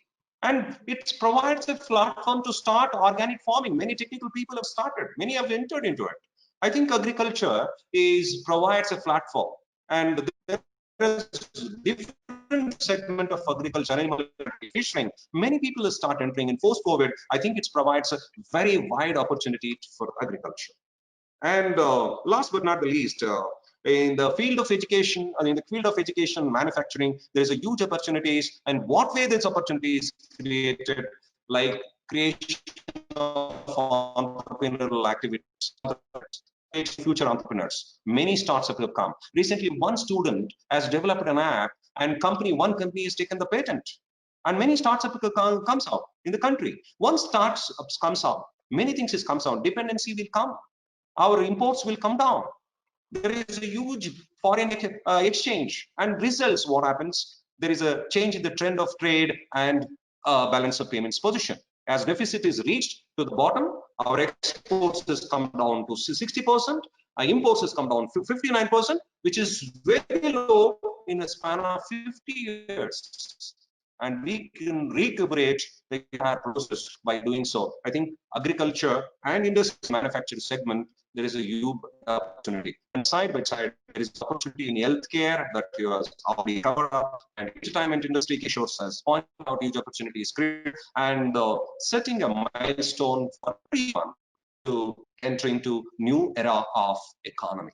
Let us take it forward, the country to the positive side, and let us hope for the best for all the country, and we can recreate our macro indicators, and let us achieve the prosperity, and let us maintain a good health, safe and secure and healthy atmosphere, and environmental ecological balance, economic prosperity, and country move towards the prosperity. Let's smile, come back to that, and let us rebound. Thank you all for giving a chance. Open to questions. Thank you, sir. I was able to extend the session. So the session has got extended, so we can still proceed with the question and answer session. Okay. So, Meena ma'am, I think Meena ma'am is with us. Yes, ma'am. Yes, sir, question is like the outbreak of COVID has not only created health crisis, but also had a negative impact on the global. So what is your view about it, and what changes the people are supposed to adopt in order to overcome these issues? Yeah, today the effects are in two forms. One is micro, another is macro. Other one is domestic and international. The effects, there is a synergy.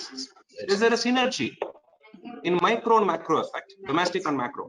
But the magnitude is different, magnitude is different, but the effects is similar to across the world. The question is how to overcome. The first and foremost thing I strongly say is that the vaccine has to come very soon. A lot of research is happening. There is a collusive research is happening. The Oxford has comes out with medicine and into patent rights with the Indian company pharmaceutical to start manufacturing, and worldwide Russia and many countries is making effort, and hope so very soon the medicine will come. And that is one.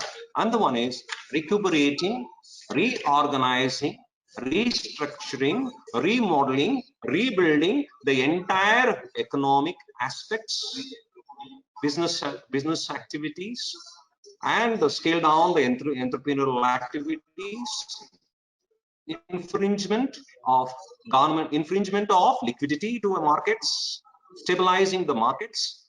By doing so, we can recreate our economy, rebuild the economy. That is how we can overcome from the crisis in the future. Thank you, sir. Sir, one more last. Hello. Yes, ma'am, you're audible. Please go ahead. Sir, last one question. Now, everyone are moving towards the digitalization. So do you think that the human connectivity is getting reduced? Means people are not getting an opportunity to have a contact or express their views as such. Is this changing the overall trend? Digitization, I personally believe it has its plus and minus. You know, why it is a plus? You know, in such a pandemic situation, reaching out each and everything to the people without any difficulty, without any hurdles.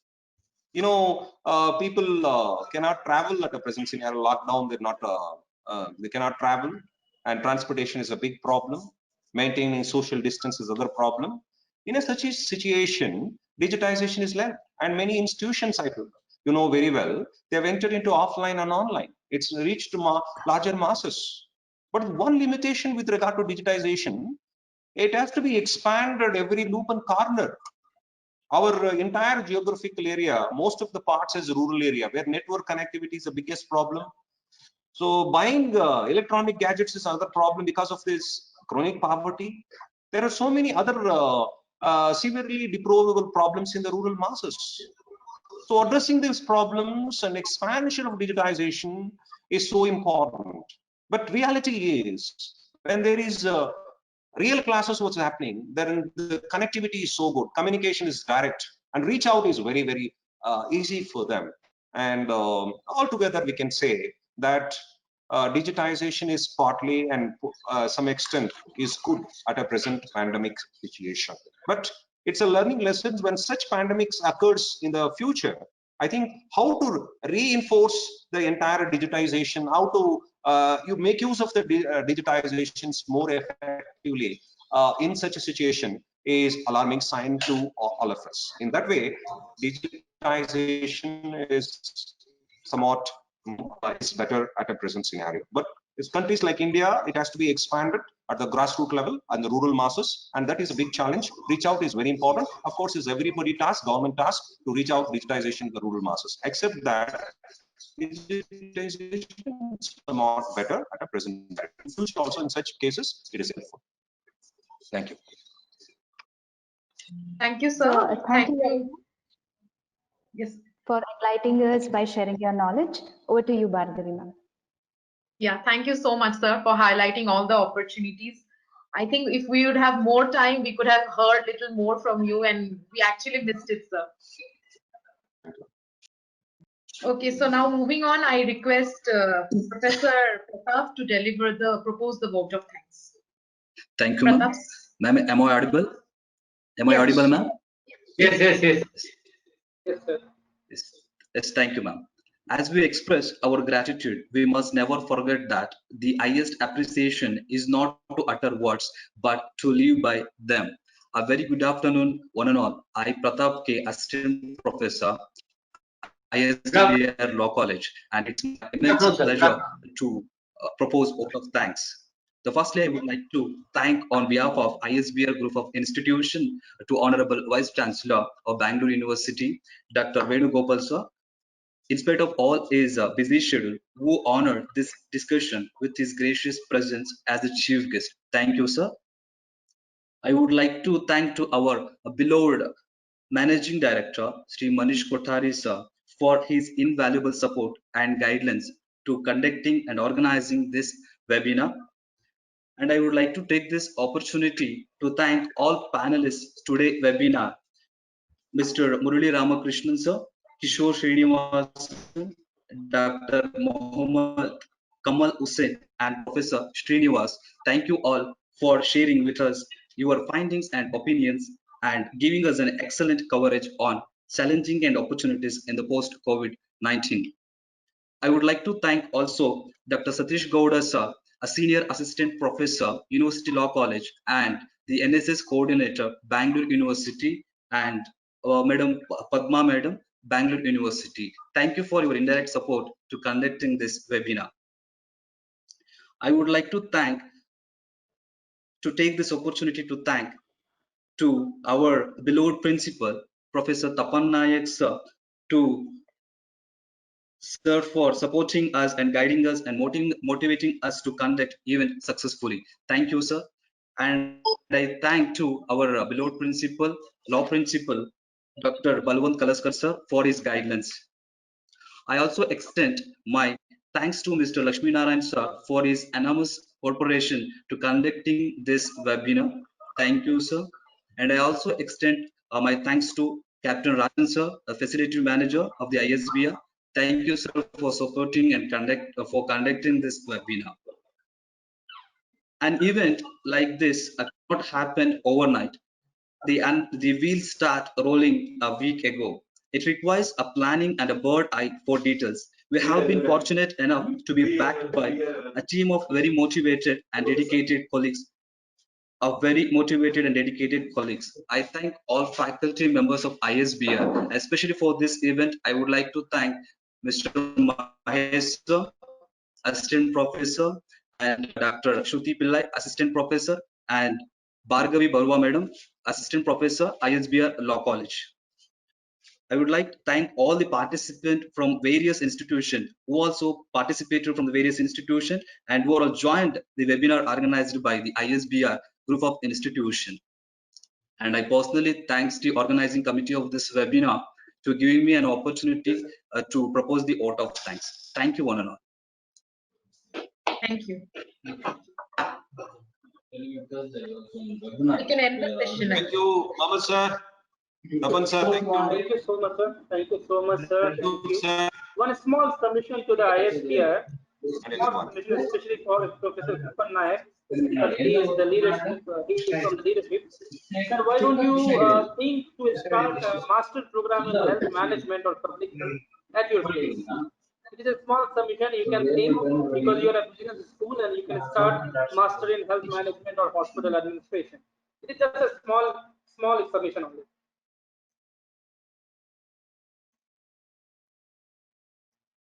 Thank you, team. It was a well organized. Thank you very much. Looking forward to more sessions like this. Thanks to the Professor Tapan Nayak sir, Principal sir. You are really, really awesome and great. And thanks, Bhargavi ma'am. Thanks, Lakshminarayan sir and Magesh. You are there with me since yesterday. Thank you very much. Sriti madam, thank you very much for initiating this project through WhatsApp, and your commitment is really adorable. And Bhargavi madam, you are really, really great. Okay. I see from the beginning, since the session is getting started, you are actually, thank you very much. You are actually coordinating the event, and moderating the event is not an easy job. The entire people is along with you. They are coordinating, and your job is to moderate and make the people satisfied and reach the seminar across the global. It's really, really great. Okay. And also, Srinivas sir. Sir, trust me, your song gave us so much of energy and positive vibes. The moment you sang, you know, the entire seminar was enlightened. It was like a bright time, and we were like, we forgot the COVID situation for some time. Personally, I really liked it a lot, sir. Although it was in Canada, I also enjoyed it. I have a humble request to the entire team. Okay, see, I'm conducting this webinar across Karnataka and India. I want to conduct a webinar for all the faculty members and students because I'm very much interested to conduct this kind of a webinar for your college especially. Okay, I'll be very grateful. We got an opportunity to me and waiting for the day. Okay, and we will again. I am very much indebted to my faculty for their wonderful arrangement. There is a little bit confusion initially, but unfortunately we have done very nicely. I am very thankful and indebted to them that what arrangement they have done. I'm very happy, and people are appreciating. They are sending me messages. Now I'm getting the reply from all the connectivities from the other faculties as well, from other universities and institutions. Even getting Vice Chancellor on board is very difficult. Getting Manish Kothari on board is very difficult. After several requests, they have come and they have done wonderful job. I'm very thankful to entire my team. Their support, without their support, it is not possible. Because lastly I had joined, but I was listening to them. I had a couple of students come across from other states because you know my challenges is how to conduct the exam now. That is my biggest challenge now in front of me, and how to handle these situations. And it is very tough time to manage all these things. As you rightly said, definitely I'll put on board for what Dr. Kamal given the advice that subjects. I should definitely think of that, and we may connect you later, sir. Please take my number. We will discuss about this. Definitely we'll have some good discussion about this topic. Thank you very much. Thank you. Thank you. Thank you. Thank you, sir. Thank you, everyone. Thank you, Kamal, sir. Be protected. Thank you, everyone. Thank you, Mahesh sir, for Bhargavi ma'am, Srinivas sir, Kishore sir, Kamal sir, everyone. Thank you.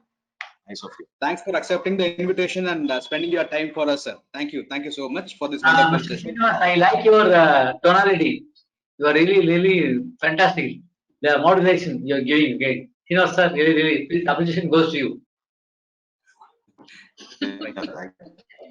Okay, and finally, I just want to say something. We want to say something. The success of ISBR, I really understood. I visited the college in person, and through the webinar, I understood one thing. The wavelength really matches from the top level to student level. The wavelength is really matches. That is the success actually for ISBR. The entire team, the same what the management thinks, you guys are thinking actually. That's up to you. Good day to you all. Thank you, sir. Thank you, sir. Thank you so much, sir. So we'll be linked. Thank you. Thank you, Kishore, sir. Thank you. Bye. Bye. ISBR aims to prepare students for life, making them a leader. Welcome to the real world and real learning. Welcome to ISBR.